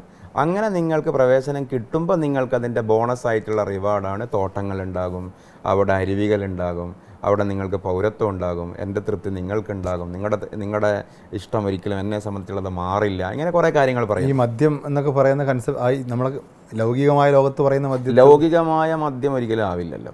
മദ്യം മീൻസ് നമ്മൾ ഈ മലയാള ടേംസ് ഞാൻ അതും കൂടി അതിൽ ചിലപ്പോൾ മനസ്സിലാക്കലുണ്ട്. മനുഷ്യൻ്റെ സ്വാഭാവികമായ താല്പര്യങ്ങളുടെ ഒരു മാനിഫെസ്റ്റേഷൻ തന്നെയാവണ്ടേ സ്വർഗം. നമ്മൾ ഇവിടെ നിന്ന് മനസ്സിലാക്കാത്ത, നമ്മൾക്ക് ഒന്നും അറിയാത്ത വേറെ തന്നെ ഒരു ആൾട്ടർനേറ്റീവായ ഇതുമായിട്ട് യാതൊരു ബന്ധവും ഇല്ലാത്തൊരു കൺസെപ്റ്റ് മനുഷ്യനിക്ക് റിവാർഡായിട്ട് കൊടുക്കുക എന്ന് പറയുന്നത് പ്രതിഫലമാവില്ല. അപ്പോൾ സ്വാഭാവികമായിട്ട് ഇവിടെ ശാരീരികമായി ഉപദ്രവം ചെയ്യുന്ന മദ്യമാണെങ്കിൽ ഉപദ്രവം ചെയ്യാത്ത മദ്യം ഉണ്ടാകും. കുടിക്കൽ നിർബന്ധമില്ല. സ്വർഗം എന്നുള്ളതിൻ്റെ മാക്സിമം ഉദ്ദേശം എന്താണ്? അവിടെ നാം ഇതേവരെ കാണാതെ ആരാധിച്ചിരുന്ന പരമശക്തിയെ ചെന്ന് കാണുക എന്നുള്ളതാണ്. അത് കാണുന്നവർക്കുള്ള സൗകര്യം ഇപ്പോൾ റമദാനായിട്ടാണല്ലോ, നിങ്ങളെന്തായാലും സൽക്കരിക്കുമായിരുന്നു. ഇവിടെ ഒരു വാട്ടർ ബോട്ടിലുണ്ട്, അല്ലെങ്കിൽ നട്ട്സ് ഉണ്ട്, സ്നാക്സ് ഉണ്ട്. നിങ്ങളൊരു പക്ഷേ അത് എടുക്കാതിരിക്കും. പക്ഷേ ഇതിൻ്റെ ഒരു പെർഫെക്ഷനാണ് എന്ത് അതുണ്ടാവുക എന്നുള്ളത് പോലെ സ്വർഗത്തിൻ്റെ പെർഫെക്ഷൻ്റെ ഭാഗമായിട്ട് പറഞ്ഞതാണ്. അവിടെ അരുവികളുണ്ട്, അവിടെ കുടിക്കാൻ സാധനങ്ങളുണ്ട്, അവിടെ ഇണകളുണ്ട്, അവിടെ കൊട്ടാരങ്ങളുണ്ട്, അവിടെ മദ്യമുണ്ട്. അതെല്ലാവരും കുടിക്കണം. അവിടെ ഒരു മദ്യപ്പുഴയും ഒരു മദ്യപീടികയൊന്നുമല്ല. അത് ഉപയോഗിക്കാതിരിക്കാം. പക്ഷെ എല്ലാവർക്കും വേണ്ടത് അള്ളാഹുവിൻ്റെ കാഴ്ചയും പ്രവാചകൻ്റെ സഹവാസവും. ഈ സ്വർഗപ്രവേശനം നമ്മളിപ്പോൾ ആത്യന്തികമായി മതവിശ്വാസങ്ങളൊക്കെ തന്നെ നന്മയിലേക്ക് നമ്മളെ നയിക്കുക എന്നുള്ളതാണല്ലോ. അപ്പം നന്മ ചെയ്യുന്നവൻ സ്വർഗത്തിലേക്ക് എത്തപ്പെടും എന്നുള്ള കൺസെപ്റ്റാണ്. പക്ഷേ ഇപ്പോൾ ഈ പറയുന്ന ആ ഇലാഹിനെ നമ്മൾ വേറെ തന്നെ ആയി വെക്കുമ്പോൾ ആ ഇലാഹിൻ്റെ പാതയിൽ പോകുന്നവർ മാത്രമേ സ്വർഗത്തിലേക്കുള്ളൂ എന്നുള്ളത് വളരെ ഷാർപ്പായ ഒരു ചോദ്യമാണ്. ഇപ്പോൾ അതിൽ ഒന്ന് ആരൊക്കെയാണ് നമ്മളൊക്കെ നോക്ക് ഹെൽപ്ലെസ്സാണ്. മീൻസ് ഒരു പരിധിയിൽ നിൽക്കുന്ന ആൾക്കാരാണ്. എനിക്ക് നിങ്ങളോട് സാഹോദര്യബോധം, നിങ്ങൾക്ക് എന്നോട് സാഹോദര്യബോധം, ഇതിൽ ഒരുപാട് നിസ്സഹായാവസ്ഥകൾ കിടക്കുന്നുണ്ട്. ഒരു ഫിലോസഫിക്കൽ ഹെൽപ്ലെസ്നെസ് മീൻസ് ഇപ്പോൾ എനിക്ക് ബോധ്യപ്പെട്ടൊരു വിശ്വാസം എന്നോട് പറഞ്ഞു തരികയാണ് എന്ത് ആരൊക്കെയാണ് സ്വർഗത്തിൽ ആരൊക്കെയാണ് നരകത്തിൽ എന്നുള്ളത് നമുക്ക് തീരുമാനിക്കാൻ കഴിയില്ല. ഇതാണ് എൻ്റെ ഒരു വിശ്വാസം. ഇല്ലാത്ത സ്വർഗത്തെക്കുറിച്ച് അതെ, ഗാന്ധി ഇല്ലാത്ത സ്വർഗം, ബാബ ആംത ഇല്ലാത്ത സ്വർഗം, മദർ തെരേസ ഇല്ലാത്ത സ്വർഗം, ആ പ്രയോഗം തന്നെ തെറ്റാണ്. കാരണം സ്വർഗത്തിൽ ആരൊക്കെയാണ് നരകത്തിൽ ആരൊക്കെയാണ് എന്നുള്ളത് ഇസ്ലാമിക വിശ്വാസ പ്രകാരം അള്ളാഹുവിൻ്റെ മാത്രം അധികാര ലോകം. അള്ളാഹു പുറത്തു കൊടുക്കുന്ന തെറ്റുകളിൽ ശിർക്കില്ല. ഈ ഗാന്ധിയും ഈ വിശ്വാസം തെരേസയും ഒക്കെ ഇസ്ലാമിക വിശ്വാസപ്രകാരം ശിർക്ക് അനുഷ്ഠിച്ചവരാണല്ലോ. നിങ്ങൾ ഒന്നുകൂടി ഷാർപ്പായ ചോദ്യങ്ങളെ ചോദിക്കുന്നുള്ളൂ. നിങ്ങൾ ഒറ്റ വാക്ക് നോക്കുക, എനിക്കത് ഇഷ്ടമാണ്, എനിക്ക് ആ ചോദ്യങ്ങളാണ് വേണ്ടത്.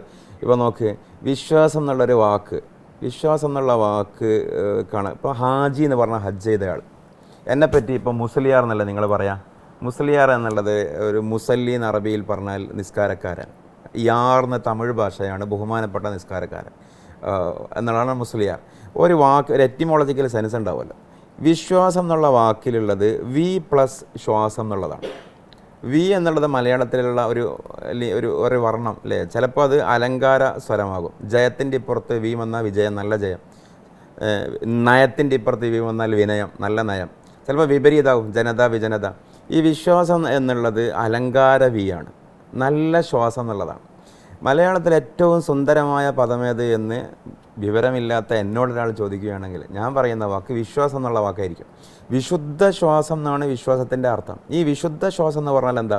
ഇസ്ലാമിൻ്റെ കൺസെപ്റ്റിൽ ഇപ്പോൾ രണ്ട് മുസ്ലിം വ്യക്തികൾ കണ്ടുമുട്ടിയാൽ ഞങ്ങൾക്കിടയിലുള്ളൊരു ശീലമാണ്, പ്രത്യേകിച്ച് റമദാനിൽ അസ്സലാമു അലൈക്കും. അസ്സലാമു അലൈക്കും ജനറലി ഇപ്പോൾ പറയുന്നുണ്ട്, ഞാനതിൻ്റെ ഒരു വിഭാഗീയ ചിന്തയല്ല ഒരിക്കലും പറയുന്നത്. ഒന്നുകൂടി വിശ്വാസികളായ ഇൻറ്റിമസിയുള്ള ആൾക്കാർ പറയും ഈമാനോടെ മരിക്കാൻ പ്രാർത്ഥിക്കണമെന്ന് പറയും. അതൊരു പരമമായ ആഗ്രഹം. ഒരു ഉസ്താദിനെ കണ്ടാൽ അല്ലെങ്കിൽ കുറച്ച് മറ്റൊരാൾക്ക് ഒന്നുകൂടി സ്പിരിച്വലി സ്റ്റഫ്ഡാന്ന് തോന്നുന്ന ഒരാളെ കണ്ടാൽ ആദ്യം ഉപയോഗിക്കുന്ന വാക്കുകളിൽപ്പെട്ട ഒന്നാണ് ഈമാനോടെ മരിക്കാൻ ദുആ ചെയ്യണം. അതിൻ്റെ ഉദ്ദേശം അവസാന ശ്വാസം അള്ളാഹുവിൻ്റെ ഓർമ്മയിലാവണേ, വാക്കിലാവണേ എന്നുള്ളതാണ്. ഈ ഒടുവിലെ ശ്വാസം വിശുദ്ധമാവുന്നതിനാണ് സ്പിരിച്വലി വിശ്വാസം എന്ന് പറയുന്നത്. അപ്പോൾ നമ്മളിപ്പോൾ ഈ ഇംഗ്ലീഷിൽ പറയല്ലോ ഹ്യൂമൻ ബീയിങ് ആണ്, BEING ആണ്, ഹ്യൂമൻ ബീയിൻ ആയില്ല എന്ന്. അപ്പോൾ ബീൻ ആയിക്കൊണ്ടിരിക്കാൻ ശ്രമമാണെന്ന് പറഞ്ഞ പോലെ ഇസ്ലാമിൻ്റെ സ്പിരിച്വൽ കൺസെപ്റ്റിൽ നമ്മളിപ്പോൾ വിശ്വാസികളാവാനുള്ള ശ്രമത്തിലാണ്.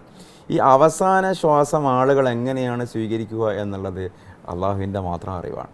അപ്പോൾ ശരിക്ക് പിന്നെ ഹദീസിൽ അങ്ങനെ തന്നെയുള്ളത്. എത്ര ആളുകളാണ് അവർ സ്വർഗത്തിൻ്റെ കർമ്മങ്ങൾ ചെയ്ത് ഒരു കാല് ലോകത്തും ഭൂമിയിലും മറ്റേ കാല് സ്വർഗത്തിലും വെക്കുന്ന അവസ്ഥയിലെത്തി. അതൊരു കാൽപ്പനികമായ അവതരണമാണ്. പക്ഷേ ആ വ്യക്തി ഒരു നരകാവകാശിയുടെ ഒരു കാര്യം ചെയ്യും, അങ്ങനെ അയാൾ നരകത്തിലായി പോകും. വേറെ എത്ര വ്യക്തികളാണ് അവർ ഒരു കാല് ഭൂമിയിലും മറ്റേ കാല് നരകത്തിലും ആയി, അത്രയും നരകത്തിൻ്റെ കാര്യങ്ങൾ ചെയ്തു, പക്ഷേ അവസാനം സ്വർഗാവകാശിയുടെ കാര്യം ചെയ്തു, അയാൾ സ്വർഗത്തിലായി. അതിൻ്റെ ഉദാഹരണമാണ് ഒരു നന്മയും ഇസ്ലാമികമായി ചെയ്യാത്തൊരു പെണ്ണ് ഒരു നായക്ക് ശൂല് വെള്ളം കൊടുത്തിട്ട് സ്വർഗത്തിലായതും, ഒരുപാട് പുണ്യം ചെയ്തൊരു മനുഷ്യൻ ഒരു പൂച്ചയെ കെട്ടിയിട്ടതിൻ്റെ പേരിൽ നരകത്തിലായ കഥകളൊക്കെ. അപ്പോൾ അവസാന ശ്വാസം ആണ് യാഥാർത്ഥ്യങ്ങൾ തീരുമാനിക്കുന്നത്. അതിപ്പോൾ ഗാന്ധിജിയുടെ കാര്യത്തിലും ആരുടെ കാര്യത്തിലും നമുക്ക് പറയാൻ കഴിയില്ല. അപ്പം അതിപ്പോൾ എന്നതുകൊണ്ട് ഗാന്ധി സ്വർഗത്തിലാണ് അല്ലെങ്കിൽ മദർ തെരേസ സ്വർഗത്തിലാണ് എന്നും നമുക്കൊന്നും പറയാൻ കഴിയില്ല. നരകത്തിലാണോ സ്വർഗത്തിലാണോ എന്നുള്ളത് അള്ളാഹുവിൻ്റെ അരികിലുള്ള യാഥാർത്ഥ്യമാണ്. ഇസ്ലാമിക വിശ്വാസപ്രകാരം പ്രവാചകൻ അള്ളാഹു അറിയിച്ചു കൊടുത്തിട്ട് ചില പേരുകൾ പറഞ്ഞിട്ടുണ്ട്. ഇന്ന ആളുകളൊക്കെ ഞങ്ങൾ അൽ-അശ്റത്തുൽ മുബശ്ശറ എന്ന് പറയും. ഓരോ മതത്തിലുള്ള സുപ്രീം ലീഡേഴ്സ് ഉണ്ടാവുമല്ലോ, ഇസ്ലാമിൽ അംഗീകൃതരായിട്ടുള്ള 10 പേര്. ആ 10 പേര് സ്വർഗത്തിലാണ് എന്ന് പ്രവാചകൻ പറഞ്ഞിട്ടുണ്ട്. പ്രവാചകൻ്റെ അണികളിൽപ്പെട്ട നിരന്തരം സഹായിച്ച സ്വഹാബികളിൽപ്പെട്ട 10 പേരാണ്. മറ്റെല്ലാ സഹാബികളെപ്പോലും ആ വാക്ക് പറഞ്ഞിട്ടില്ല. ജനറലി പറഞ്ഞു എന്നല്ലാതെ വ്യക്തികളെ പേരെണ്ണി പറഞ്ഞിട്ടില്ല. എന്ന് പറഞ്ഞതുപോലെ ഖുർആനിൽ ചില വ്യക്തികളുടെ പേരെടുത്ത് പറയുന്നുണ്ട്. ഇന്ന ആളൊക്കെ ഇപ്പോൾ പേരുകൾക്ക് പ്രസക്തിയില്ല, 2-3 ആളെ പേര് പറഞ്ഞിട്ട് അവർ നശിച്ചവരാണ് അല്ലെങ്കിൽ നരകത്തിലാണ് പേര് പറഞ്ഞിട്ടുണ്ട്. ഇത്രയും ആൾക്കാരല്ലാത്ത ആരെപ്പറ്റിയും ഒന്നും പറയാൻ ലോകത്തൊരു മുഫ്തിക്കും അധികാരമില്ല. എന്നിരിക്കെ പിന്നെ ഈ ഒരു അനാവശ്യമായ ചർച്ച ആരാണ് കൊണ്ടുവരുന്നത്? ഗാന്ധിജി ഇല്ലാത്ത സ്വർഗം, മുശ്രിക്കീങ്ങളില്ലാത്ത സ്വർഗം. അല്ല, അതിൽ ഈ പറയുന്ന പോലെ മുശ്രിക്ക് എന്ന വാക്ക് പറഞ്ഞുകൊണ്ടാണ് മുശ്രിക്ക്, മുനാഫിക്ക് അല്ലെങ്കിൽ മുർത്തദ്ദാവുക, അതിനെയൊക്കെ എങ്ങനെയാണ് ഡിഫൈൻ ചെയ്യേണ്ടത്? ശരി, മുശ്രിക്ക് എന്ന് പറഞ്ഞാൽ ഒരു പോളിതീസ്റ്റാണ്. കാരണം ഇപ്പോൾ ഖുർആൻ്റെ എനിക്ക് തോന്നുന്നൊരു വലിയൊരു സാറ്ററിക്കായൊരു പ്രയോഗമുണ്ട്, എല്ലാം അള്ളാഹു പൊറുക്കും ഷിർക്ക് പൊറുക്കില്ല എന്നൊരു പ്രയോഗം. അപ്പോൾ ഞാൻ തന്നെ ഇത്തരം ഈ ടോക്കിൽ ചിലപ്പോൾ ഒക്കെ പോകാറുള്ളത് കൊണ്ട് എനിക്ക് എഴുതിയിട്ട് ചോദ്യങ്ങൾ വരും ചില സ്ഥലങ്ങളിൽ നിന്ന്. അവിടെ നിന്ന് 1-2 സ്ഥലങ്ങളിൽ നിന്ന് വന്നൊരു ചോദ്യമാണ്, എല്ലാം പൊറുക്കുന്ന അള്ളാഹു എന്തുകൊണ്ടാണ് ഷിർക്ക് പൊറുക്കാത്തത്? അപ്പോൾ ഞാനിങ്ങനെ ആലോചിച്ച് 1-2 ആൾക്കാരോട് ചോദിക്കുകയും ചെയ്തു. അതിന് ഈ തിയോളജിക്കലി ഉത്തരങ്ങൾ ഒരുപാടുണ്ട്. പക്ഷേ എനിക്ക് അവിടെ രസകരമായൊരു ആലോചന ചിലപ്പോൾ തോന്നാറുള്ളത്, അത് അള്ളാഹു സാറ്ററിക്കലി പറഞ്ഞതാണ്. ഷിർക്ക് അള്ളാഹു ഒറ്റയ്ക്ക് അങ്ങനെ പൊറുക്കും. അതൊരു ഷെയർ ബിസിനസ് ആണെങ്കിൽ നമ്മളതിൻ്റെ 3-4 ആളുകൾക്ക് ഓണർഷിപ്പുള്ള ഒരു കാര്യത്തിൽ നമ്മൾ ചെന്നിട്ട് കച്ചവടം ഉറപ്പിക്കുമ്പോൾ ഈ ഒരാൾ പറയൂല എനിക്ക് മറ്റുള്ളവരുടെ കൂടി ചോദിക്കണം എന്ന് പറഞ്ഞ പോലെ അള്ളാഹു ഈ ആളെ ചിന്തിപ്പിക്കാൻ വേണ്ടി പറയുന്നതാണ്. എനിക്കതങ്ങനെ പൊറുക്കാൻ പറ്റും, എൻ്റെ കൂടെ ഈ ദൈവതം നിങ്ങൾ ആരോപിക്കുന്ന കുറേ ആൾക്കാരില്ലേ, അവരൊക്കെ കൂടി ഞങ്ങൾ യോഗം കൂടിയിട്ട് എന്താ വേണ്ടെന്ന് വെച്ചാൽ തീരുമാനിക്കും. ആ സെൻസിലാണ്. അതേസമയം നമ്മൾ മൊത്തത്തിൽ പിന്നെ ഈ പറയുന്ന വ്യക്തികളോട്, നമ്മളിപ്പോൾ ഇരിക്കുന്നത് സമസ്തയുടെ ഏറ്റവും പ്രധാനപ്പെട്ട ഒരു ഓഫീസിനോട് ചേർന്നുകൊണ്ടാണ്. സമസ്തയുടെ അധ്യക്ഷൻ ഞങ്ങൾ സയ്യിദുൽ ഉലമ മുഹമ്മദ് ജിഫ്രി മുത്തുക്കോയ എന്ന് പറയും, നിങ്ങൾക്കൊക്കെ അറിയാം. അദ്ദേഹം ഈ അടുത്ത് പറഞ്ഞൊരു കാര്യമുണ്ട്, നമുക്ക് ആശയത്തോട് മാത്രമാണ് വിയോജിപ്പ്. ഇത് വളരെ പ്രധാനപ്പെട്ട ഒരു കാര്യമാണ്. വ്യക്തികളോടും ആ വ്യക്തികൾ കൂടിച്ചേർന്ന സമൂഹത്തോടും നമുക്ക് വിരോധമില്ല. ആശയത്തോട് ശക്തമായ വിയോജിപ്പുണ്ട്. അപ്പം തന്നെ കുറേ ആളുകൾക്ക് അത് ഇഷ്ടമായിട്ടില്ല, ഒരു ചെറിയ ന്യൂനപക്ഷത്തിന്. അവർ പറഞ്ഞു ആശയത്തോട് മാത്രമല്ലല്ലോ നമുക്ക് വിയോജിപ്പ്, വ്യക്തികളോടും വിയോജിപ്പ് വേണ്ടേ. ഇസ്ലാമിൽ പ്രത്യേകിച്ച് സ്പിരിച്വാലിറ്റിയിൽ വ്യക്തികളോട് ആരോടും വിരോധമില്ല, മറിച്ച് ഇസ്ലാമിനകത്തുള്ളവരോട് തന്നെ സലാം മടക്കാവുന്നുള്ള ചർച്ചകളൊക്കെ നടക്കും. അല്ല, സലാം അത് പിന്നെ ഇപ്പോൾ ഒരു വീട്ടിലൊരു ബാപ്പ, ഒരു പിതാവ് പെട്ടെന്ന് കുട്ടികളോട് സൗഹൃദത്തിലായിരുന്ന ഒരു സാഹചര്യം മാറി കുറച്ച് കണിശമായിട്ട് ഗൗരവത്തിൽ നിൽക്കുകയാണെങ്കിൽ അതിൻ്റെ അർത്ഥം എന്താ? ഞങ്ങളിൽ എന്തോ ഒരു പ്രശ്നം ഉപ്പ കണ്ടിട്ടുണ്ട്, അച്ഛൻ കണ്ടിട്ടുണ്ട്, പിതാവ് കണ്ടിട്ടുണ്ട്, അത് നമ്മൾ തിരുത്തണം എന്നുള്ളതാണ്. അപ്പോൾ അത് ഒരു ഇമോഷണൽ ബാർഗെയിനിങ് ആണത്. നിങ്ങൾക്ക് എൻ്റെ സ്നേഹം വേണം, ഞാൻ നിങ്ങളെ സ്നേഹിക്കുന്നുണ്ട്, ഇമോഷണൽ ബോണ്ടുണ്ട്, പരസ്പരം ബോധ്യപ്പെട്ട കാര്യമാണ്. എന്നിട്ട് പോലും ഞാൻ നിങ്ങളോട് മിണ്ടാതിരിക്കുന്നുണ്ടെങ്കിൽ അതിന് മാത്രമുള്ളൊരു പ്രോബ്ലം നിങ്ങൾക്കുള്ളിലുണ്ട്, അതുകൊണ്ട് തിരുത്തു എന്നാണ് പറയുന്നത്. അതൊരു സ്നേഹശാസനയാണ്. എന്ന് പറഞ്ഞതുപോലെ ഇസ്ലാമിൻ്റെ അകത്തുള്ള ഞങ്ങൾ ഈ പറയുന്ന അഹ്ലുസുന്ന വൽ ജമാഅ അല്ലെങ്കിൽ ഒരു സൂഫി സ്ട്രീം എന്ന് പറയുമ്പോൾ വളരെ മിസ്അണ്ടർസ്റ്റാൻഡിങ് ആയിട്ടുള്ളൊരു പദമാണത്. ഈ പറയുന്ന ട്രഡീഷണൽ ഇസ്ലാമിൻ്റെ കാഴ്ചപ്പാടിനെ നിരക്കാത്ത ഇസ്ലാമിലൂടെ സഞ്ചരിക്കുകയാണെങ്കിൽ മറ്റെല്ലാ മുസ്ലിങ്ങളും ഭീകരവാദികളാണ്, തീവ്രവാദികളാണ്, അങ്ങനെ ആരോപിക്കുന്നവരെ അല്ല ഞങ്ങൾ. അങ്ങനെ നിങ്ങൾ വേറെ ഒരു സ്ട്രീമിലൂടെ പോവുകയാണെങ്കിൽ ക്രമത്തിൽ നിങ്ങൾ വ്യതിചലിച്ചു പോകാൻ സാധ്യതയുണ്ട്. വ്യതിചലിച്ചു പോയവരെയാണ് മുശ്രിക്കെന്നും അല്ല, ആ സാധ്യത ഉള്ളത് കൊണ്ട് തന്നെ നിങ്ങൾ അത് തിരുത്തണം എന്നുള്ള സ്നേഹശാസനയുടെ ഭാഗമാണ് ഈ പറയുന്ന നിങ്ങളിപ്പോൾ പറഞ്ഞ സലാം ചൊല്ലുന്ന വിഷയത്തിൽ മറ്റു വിഷയങ്ങളിലൊക്കെയുള്ള ചില കണിശതകൾ. മറ്റത് ഈ ഞാൻ പറഞ്ഞത് അതല്ല, ഇസ്ലാമുമായിട്ട് യുദ്ധം ചെയ്യുന്ന ഭൂമികയിലുള്ള ആൾക്കാരെ സംബന്ധിച്ചിട്ട് അതൊരു പ്രത്യേകിച്ചിട്ട് പോയ പിന്നെ 144 പ്രഖ്യാപിക്കുക, കർഫ്യൂ പ്രഖ്യാപിക്കുക എന്നൊക്കെ പറഞ്ഞ ഒരു കോണ്ടക്സ്റ്റാണത്. അത്തരം കോണ്ടക്സ്റ്റുകളിലാണ് ഈ പറയുന്ന ശാസ്ത്രവ മനസ്സ്. ബാക്കി ഈ പറയുന്നത് പോലെ ഒരു ഐഡിയോളജി എന്നുള്ള നിലക്ക് സംവാദാത്മകമായി വിയോജിപ്പുണ്ട്. അതേസമയത്ത് നിങ്ങൾക്ക് നമ്മളിപ്പോൾ സഹോദരന്മാരെ പോലെയാണ് ഇതെല്ലാം പ്രാക്ടിക്കൽ ഭാഷ. ഇപ്പോൾ ഇത്രയല്ലേ ഉള്ളൂ. അതിൻ്റെ ഇടയിൽ അതിരുകളില്ല, അല്ലെങ്കിൽ മതിലുകളില്ല, ആധാര്യമായി ഒളിച്ചു വെക്കുന്ന സംഗതികളില്ല. ഈ ഒരു ഊഷ്മളതയാണ് വ്യക്തിപരമായിട്ടല്ല വിയോജിപ്പ്, അതേസമയം ആശയപരമായ വിയോജിപ്പുണ്ട്. ഇതാണ് സമസ്തയുടെ ഒരു പ്രഖ്യാപിത, അല്ലെങ്കിൽ ഇസ്ലാമിൻ്റെ ഒരു നയ അതാണ്. അതേസമയം മുർത്തദ് എന്നുള്ളൊരു ടെർമിനോളജി കുറച്ച് മാറ്റമാണ്. ഇസ്ലാമിൻ്റെ അകത്തായിരുന്നു, പിന്നെ പുറത്തേക്ക് പോകുന്നവരാണ്. ഈ മുർത്തദുകൾക്ക് ശിക്ഷ വധശിക്ഷയാണെന്നുള്ള, അത് രാജ്യദ്രോഹം ചെയ്താൽ എന്താണോ ശിക്ഷ. ഇസ്ലാമികമായ ഒരു എക്കോസിസ്റ്റം ആണെങ്കിൽ അവിടെയുള്ള ഭരണഘടന ഇസ്ലാമിൻ്റെ ശരീഅത്താണ്. അപ്പോൾ അവിടെയുള്ള ഒരു രാജ്യദ്രോഹ കുറ്റത്തിന് സമാനമാണ് പരസ്യമായിട്ടുള്ള ഇസ്ലാമിനോടുള്ള വെല്ലുവിളികൾ. അതാണ് നമ്മൾ ഈ കൊലപാതകം തന്നെ എല്ലാ മുർത്തദ്ദീങ്ങളെയും കൊന്നിരിക്കണം എന്നുള്ളതല്ല. ഇസ്ലാമിൻ്റെ അറിയപ്പെട്ട ആചാരങ്ങളെ നിഷേധിക്കുകയും എന്നിട്ട് അതിനെതിരെ ക്യാമ്പയിൻ ചെയ്യുകയും ചെയ്യുന്നൊരു സ്ഥിതി എന്ന് പറയുന്നത് നിലവിൽ നമ്മുടെ ജനാധിപത്യ രാജ്യത്തിൽ ചെയ്യുന്ന രാജ്യവിരുദ്ധ പ്രവർത്തനത്തിന് തുല്യമാണ്. അപ്പോൾ ആ ആളെ ഡെത്ത് പെനാൾട്ടിക്ക് വിധേയമാക്കണം എന്നുള്ളത് നമ്മുടെ ഡെമോക്രാറ്റിക് ഫ്രെയിമിൽ നമ്മൾ ചെയ്യുന്നതിൻ്റെ മറ്റൊരു തിയോക്രാറ്റിക് ഫ്രെയിമിൽ വായിക്കേണ്ട സംഗതിയാണത്. അതേസമയം അങ്ങനെ ഈ ഇസ്ലാമിനെതിരെ ഇസ്ലാമിൻ്റെ അകത്തു നിന്നുണ്ടായിരുന്ന ആൾ പുറത്തുപോയി സമരം ചെയ്യുമ്പോൾ അവരെ ശിക്ഷിക്കണം എന്ന് പറയുന്ന അതേ സിസ്റ്റത്തിൽ നൺ മുസ്ലിംസിനെ ജീവിക്കുകയും ചെയ്യാം. ഇപ്പോൾ നമ്മളൊരു ഒരു എന്താ പറയുക, വാതർക്കം, സംവാദം ആ സെൻസിലെടുക്കാതെ എന്നെ വളരെ അത്ഭുതപ്പെടുത്തിയ, ചിന്തിപ്പിച്ചൊരു കാര്യം, ഇസ്ലാമിക വിശ്വാസപ്രകാരം അള്ളാഹുവിനെ കണ്ട് ഭൂമിയിലേക്ക് ഇറങ്ങി വന്ന ആളാണ് നബി സല്ലല്ലാഹു അലൈഹി വസല്ലം. ആ പ്രവാചകൻ നിര്യാണം പ്രാപിക്കുമ്പോൾ പ്രവാചകൻ്റെ പടച്ചട്ട ഒരു യഹൂദൻ്റെ കയ്യിൽ പണയത്തിലായിരുന്നു എന്നുള്ളതാണ്. പൈസക്ക്, പണത്തിന്, ജീവിക്കാൻ. അപ്പോൾ പല കാര്യങ്ങളും ചിന്തിക്കാം അവിടെ. അപ്പോൾ ഈ പറയുന്നത് പോലെ അതിന് കൂടുതൽ പറയേണ്ടതില്ലല്ലോ. ഇപ്പോൾ ഇസ്ലാമിലുള്ള ഏറ്റവും ആരോപിക്കപ്പെടുന്നൊരു തലമാണ് യുദ്ധം. പ്രവാചകൻ്റെ ജാമാതാവാണ്, മകളുടെ ഭർത്താവാണ് ഇസ്ലാമിലെ 4ാമത്തെ ഖലീഫ അലി റളിയല്ലാഹു അൻഹു. അപ്പോൾ അദ്ദേഹം ഖൈബർ യുദ്ധത്തിൽ ഈ യഹൂദികളുമായിട്ടുള്ള യുദ്ധമാണ്. യുദ്ധം ഒരു സോഷ്യൽ പ്രോസസ്സാണല്ലോ. അപ്പോൾ നടന്നുകൊണ്ടിരിക്കെ ഈ യഹൂദികളുടെ തലവൻ, രാജാവിലെ ഗോത്രമൂപ്പൻ, എൻ്റെ പേര് ഓർമ്മ ശരിയാണെങ്കിൽ മുറഹിബ്, അങ്കഫു, അങ്ങനെ മുറഹിബ്, അദ്ദേഹമായിട്ടുള്ള യുദ്ധത്തിൻ്റെ ഇടയിൽ ഈ മുറഹിബ് ഇദ്ദേഹത്തിൻ്റെ മുഖത്ത് തുപ്പുന്നു, അലി തങ്ങളുടെ മുഖത്ത് തുപ്പുന്നു. അപ്പോൾ ആ ഒരു സന്ദർഭത്തിൽ കായികമായ മേൽക്കോയ്മ അലി റളിയല്ലാഹുവിനുമായിരുന്നു ആ ചരിത്രത്തിൽ, വേണമെങ്കിൽ വധിക്കായിരുന്നു. പക്ഷേ ആ കോണ്ടക്സിൽ തിരികെ വരുന്നു. അപ്പോൾ ആൾക്കാർ ചോദിക്കുന്നു, നിങ്ങളുടെ മുഖത്ത് തുപ്പിയിട്ടും എന്തേ നിങ്ങളിങ്ങനെ പിന്തിരിഞ്ഞ് തോറ്റ പോലെ വന്നത്? അപ്പോൾ അതിന് അദ്ദേഹം കൊടുക്കുന്ന മറുപടിയുണ്ട്. ഞാനപ്പോൾ അദ്ദേഹത്തോട് യുദ്ധം ചെയ്തിട്ട് ഇനിയെങ്ങാനും അദ്ദേഹത്തെ ഞാൻ വധിച്ചാൽ അങ്ങനെ ഒരു ചിത്രമാണ് ഉണ്ടായത് എങ്കിൽ സമൂഹം നാളെ തെറ്റിദ്ധരിക്കില്ലേ എനിക്ക് അദ്ദേഹത്തോട് വ്യക്തിപരമായി വിരോധമുണ്ടായതിൻ്റെ പേരിലാണ് വധിച്ചത്, യുദ്ധം ചെയ്തതെന്ന്? എനിക്ക് അദ്ദേഹത്തോട് എന്ത് വിരോധമാണ്? ഇതാണ് ഒരു യഥാർത്ഥത്തിലുള്ള ഒരു യുദ്ധഭൂമിയിൽ പോലുമുള്ള ഒരു മുസ്ലിം മൈൻഡ്. പക്ഷെ ഇതിനെ അട്ടിമറിച്ചിട്ടാണ് നാട്ടിലുള്ള എല്ലാ നോൺ മുസ്ലിംസും ശത്രുക്കളാണെന്ന് പറയുന്ന മറ്റൊരു മൈൻഡ് ഇവിടെ സൃഷ്ടിക്കപ്പെടുന്നത് എങ്കിൽ അതിനെതിരെ കൂടി നമ്മൾ അതിൽ ഇപ്പോൾ നേരത്തെയൊക്കെ പല പണ്ഡിതന്മാരും പറഞ്ഞ ഒരു പ്രാർത്ഥനയുമായി ബന്ധപ്പെട്ട് ഇസ്ലാമോ മുസ്ലിമിൻ അതിലെ ശിർക്കാവ് മുശ്രിക്കിൻ പ്രാർത്ഥനകളെ സ്വാഭാവികമായിട്ടും അങ്ങനെ സംശയിക്കാമല്ലോ. മുസ്ലിങ്ങളൊക്കെ രക്ഷപ്പെടട്ടെ, മുശ്രിക്കുകളൊക്കെ നശിച്ചു പോട്ടെ എന്ന് പറയുന്നത്. അത് ഞാൻ പറഞ്ഞു. മറ്റേ AK-47 അല്ല, അതിൻ്റെ പേരെന്തായിരുന്നു, ഇപ്പോൾ 144 പ്രഖ്യാപിക്കുമെന്നൊക്കെ പറഞ്ഞ പോലെ. പിന്നെ ഒരു യുദ്ധഭൂമിയിൽ ഇപ്പോൾ അല്ലാഹുമ്മ അഇസ്സൽ ഇസ്ലാമ വൽ മുസ്ലിമീൻ, അതിലിപ്പോൾ ഒരു പൊതുസമൂഹത്തിൻ്റെ മുമ്പിൽ പറയാൻ പറ്റാത്തൊന്നും അതിലില്ല. മുസ്ലിങ്ങൾക്ക് അഭിമാനമുണ്ടാവട്ടെ, ഇസ്ലാമിന് അഭിമാനമുണ്ടാവട്ടെ, അതൊരു കോൺഫിഡൻസിൻ്റെ ഭാഗമാണ്. അതേസമയം അവിടെ ഈ അറബ് ഭാഷ, ഞാൻ അതിൻ്റെ ഇടയ്ക്ക് ഈ മലയാളത്തിൻ്റെ കുറച്ച് പ്രശ്നങ്ങൾ പറഞ്ഞു. ഈ ടെക്നിക്കൽ അറബിയുടെ ഒരു മലയാളം ചിലപ്പോൾ കിട്ടില്ല. അത് വളരെ നമ്മൾ മനസ്സിലാക്കേണ്ട ഒരു സംഗതിയാണ്. അൽ മുശ്രിക്കീനാണ് ആ പ്രയോഗം ഞങ്ങൾ നടത്താറില്ല എന്നൊക്കെ ചില ആൾക്കാർ പറയുന്നതൊക്കെ ശ്രദ്ധയിൽപ്പെട്ടിട്ടുണ്ട്. അങ്ങനെയൊന്നുമല്ല, നമ്മുടെ മിമ്പറിലൊക്കെ അത് പറയലുണ്ട്. അൽ മുശ്രിക്കീൻ എന്ന് പറഞ്ഞിട്ടുണ്ടെങ്കിൽ ഇസ്ലാമിനോട് യുദ്ധം പ്രഖ്യാപിച്ചിട്ടുള്ള ആളുകൾ എന്നുള്ള ഉദ്ദേശമാണ്. ആ ആളുകളെ നീ സമൂഹത്തിൽ അവരുടെ പ്രിവിലേജ് നീ നശിപ്പിക്കണേ എന്ന് പറഞ്ഞാൽ സാമൂഹികമായ ഭദ്രത കൊണ്ടുവരണമെന്നാണ്. കാരണം ഇസ്ലാമിനെ സംബന്ധിച്ചിടത്തോളം ഒരു മുസ്ലിമിന് ആത്മവിശ്വാസമുണ്ട്. ഇത് ഒരു സോഷ്യൽ ഈക്വിലിബ്രിയം കൊണ്ടുവരുന്നൊരു സിസ്റ്റമാണ്.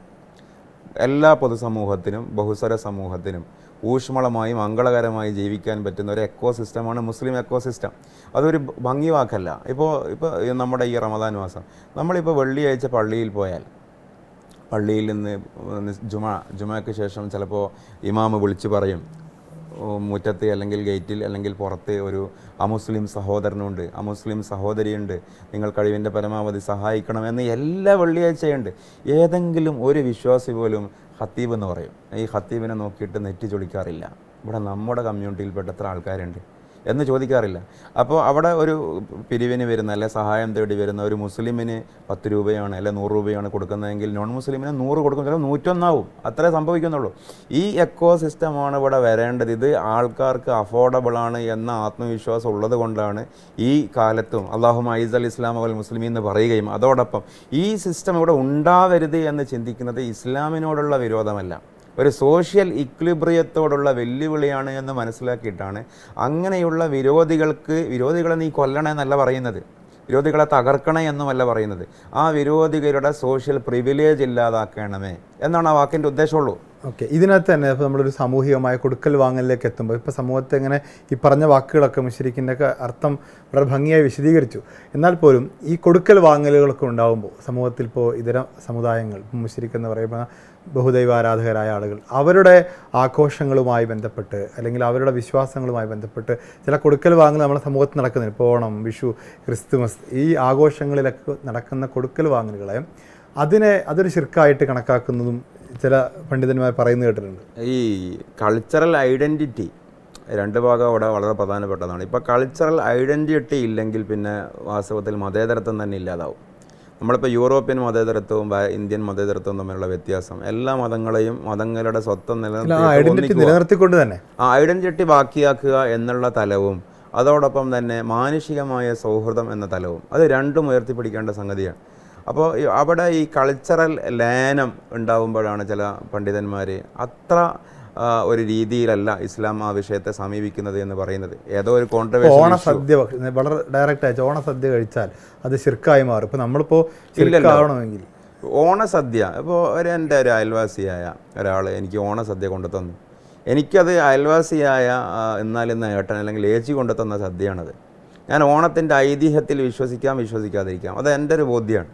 അപ്പോൾ ആ ഐതിഹ്യത്തെക്കുറിച്ച് എനിക്കൊരു ധാരണയുണ്ടാകും.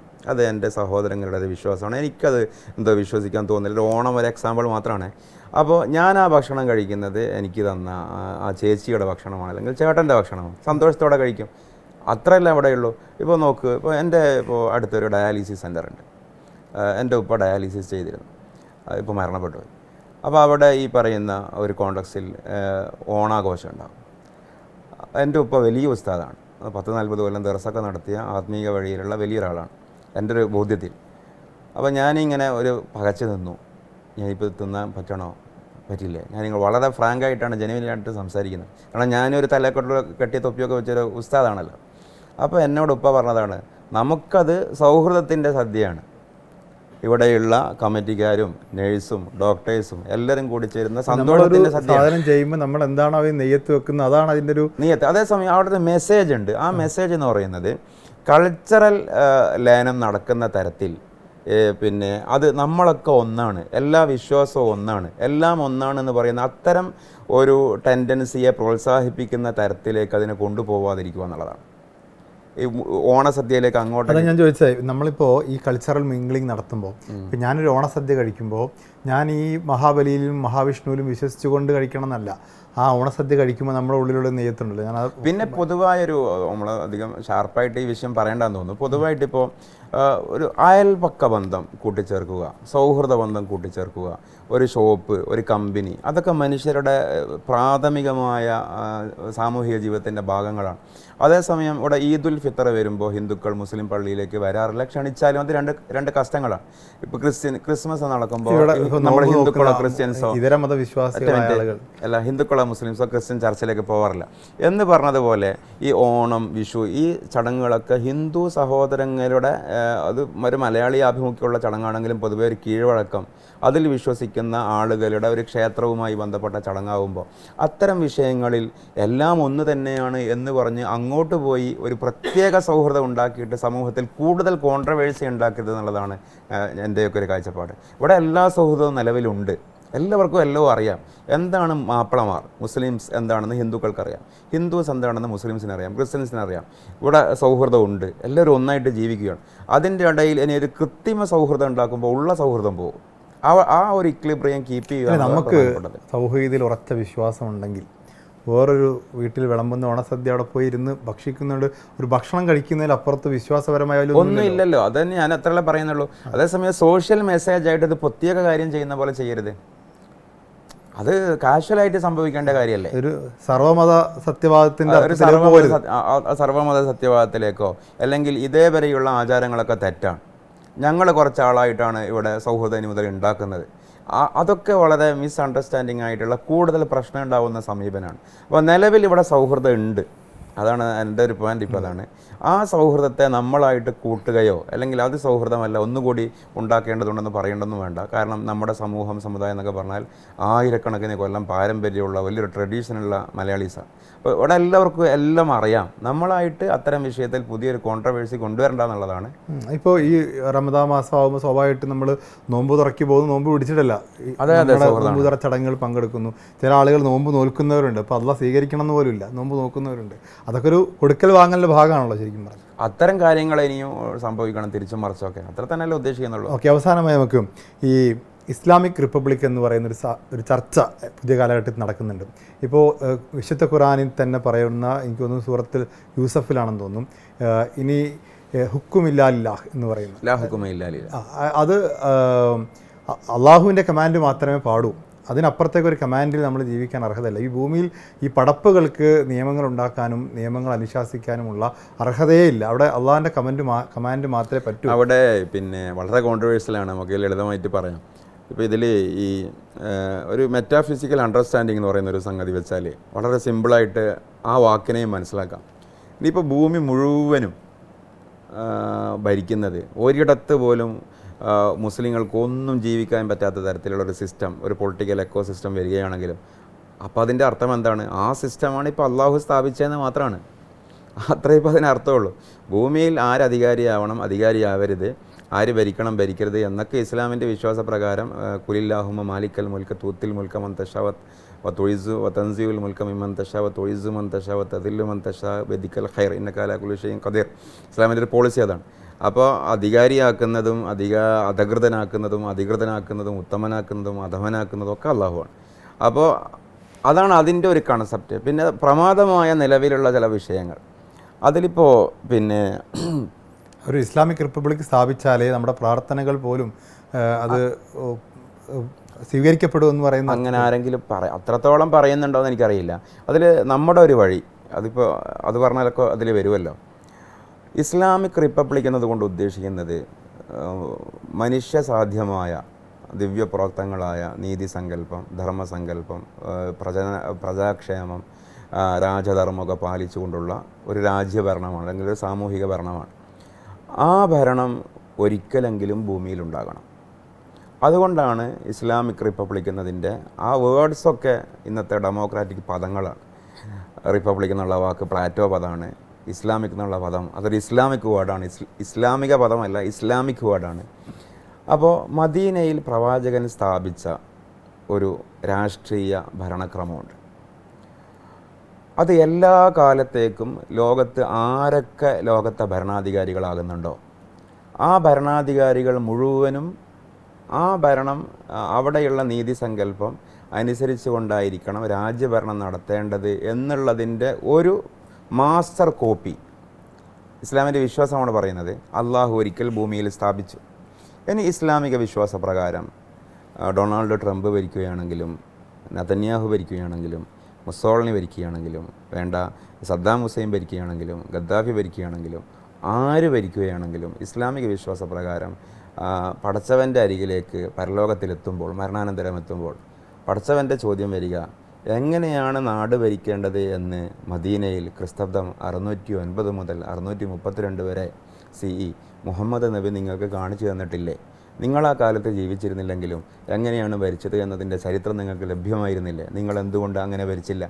ഒരു മാസ്റ്റർ കോപ്പി ഭൂമിയിൽ ഒരിക്കലുണ്ടാവുക എന്നുള്ളതാണ് അഹ്ലുസുന്നയുടെ നമ്മുടെ ആ വിഷയത്തിലുള്ള അടിസ്ഥാനപരമായിട്ടുള്ളൊരു കാഴ്ചപ്പാട്. പിന്നെ ഒരു നാട്ടിലെ ഭരണാധികാരം എങ്ങനെയായിരിക്കണം എന്നുള്ളിടത്ത് ഇസ്ലാമികമായ ഭരണാധികാരം ആവുക എന്നുള്ളത് വിശ്വാസശാസ്ത്രത്തിൽ ഒരിടത്തും നിർബന്ധം പറഞ്ഞിട്ടില്ല. സാമൂഹിക ക്രമം എങ്ങനെയാണോ ആ ക്രമത്തിന് യോജിക്കുന്ന തരത്തിലുള്ള ഭരണാധികാരമാണ് ഉണ്ടാവേണ്ടത് എന്നാണ് വ്യക്തമായി നമ്മുടെ തിയോളജി ടെക്സ്റ്റുകളിൽ പറയുന്നത്. ഇനി അഥവാ ഇസ്ലാമിക ഭരണം ഉണ്ടായാൽ പിന്നെ എങ്ങനെയാണ് സിസ്റ്റം എന്നുള്ളത് കൃത്യമായി പറയുന്നുണ്ട്. അവിടെ ഖലീഫ ഉണ്ടാവണം, ഇമാം ഉണ്ടാവണം, ഖാദി ഉണ്ടാവണം, പ്രവാചക രീതിയിലാവണം എന്നല്ലാതെ ഭൂമിയുടെ എല്ലായിടത്തും ഒരു പാൻ ഇസ്ലാമിക് റിപ്പബ്ലിക് ഉണ്ടാവണം എന്ന് പറയുന്ന കൺസെപ്റ്റ് ഇസ്ലാമിക ദൈവശാസ്ത്രത്തിൽ ഒരിടത്തുമില്ല. ഒരു കാര്യം കൂടി പറഞ്ഞുകൊണ്ട് അവസാനിപ്പിക്കാം. ഈ വിഷയത്തിൽ ഞാൻ കേട്ടതിൽ ഏറ്റവും മനോഹരമായൊരു വിശദീകരണം ഇപ്പോൾ നിങ്ങളും കേട്ടിട്ടുണ്ടാവും. ഷംസുൽ ഉലമ ഇ.കെ. അബൂബക്കർ മുസ്ലിയാർ ഈ സമസ്തയുടെ ഒരു 40 കൊല്ലത്തെ ജനറൽ സെക്രട്ടറി ആയിരുന്നു. ഇതിൻ്റെ ഇപ്പോൾ ശതാബ്ദി സമ്മേളനം കഴിഞ്ഞതുപോലെ 60ാം വാർഷിക സമ്മേളനം കോഴിക്കോട് കടപ്പുറാണെന്ന് തോന്നുന്നു, നമ്മളൊന്നും ജീവനോടെ ഇല്ല. അന്ന് അദ്ദേഹം നടത്തിയ പ്രസംഗം ഇപ്പോഴും വളരെ ഞങ്ങളുടെ സർക്കിളിൽ ചർച്ച ചെയ്യാവുന്നൊരു പ്രസംഗമാണ്. അതിൽ ഏകദേശം 40 കൊല്ലം മുമ്പ് അദ്ദേഹം ഈ വിഷയത്തിൽ പറയുന്നുണ്ട്. ഭൂമി മുഴുവനും ഇസ്ലാമിൻ്റെ ഭരണത്തിൽ വരിക, ഇസ്ലാമിൻ്റെ അധീനതയിൽ വരിക എന്നുള്ളതല്ല ഇസ്ലാമിൻ്റെ വിജയം. മറിച്ച് എവിടെയൊക്കെ മനുഷ്യരുണ്ടോ, അത് അലസ്ക മുതൽ സൈബീരിയ വരെ എവിടെയൊക്കെ മനുഷ്യരുണ്ടോ അവിടെയൊക്കെ സമൂഹത്തിന് മാതൃകയാവുന്ന തരത്തിലുള്ള മാതൃകായോഗ്യരായ മഹത്തുക്കൾ ഉണ്ടാവുക എന്നുള്ളതാണ് ഇസ്ലാമിൻ്റെ വിജയം.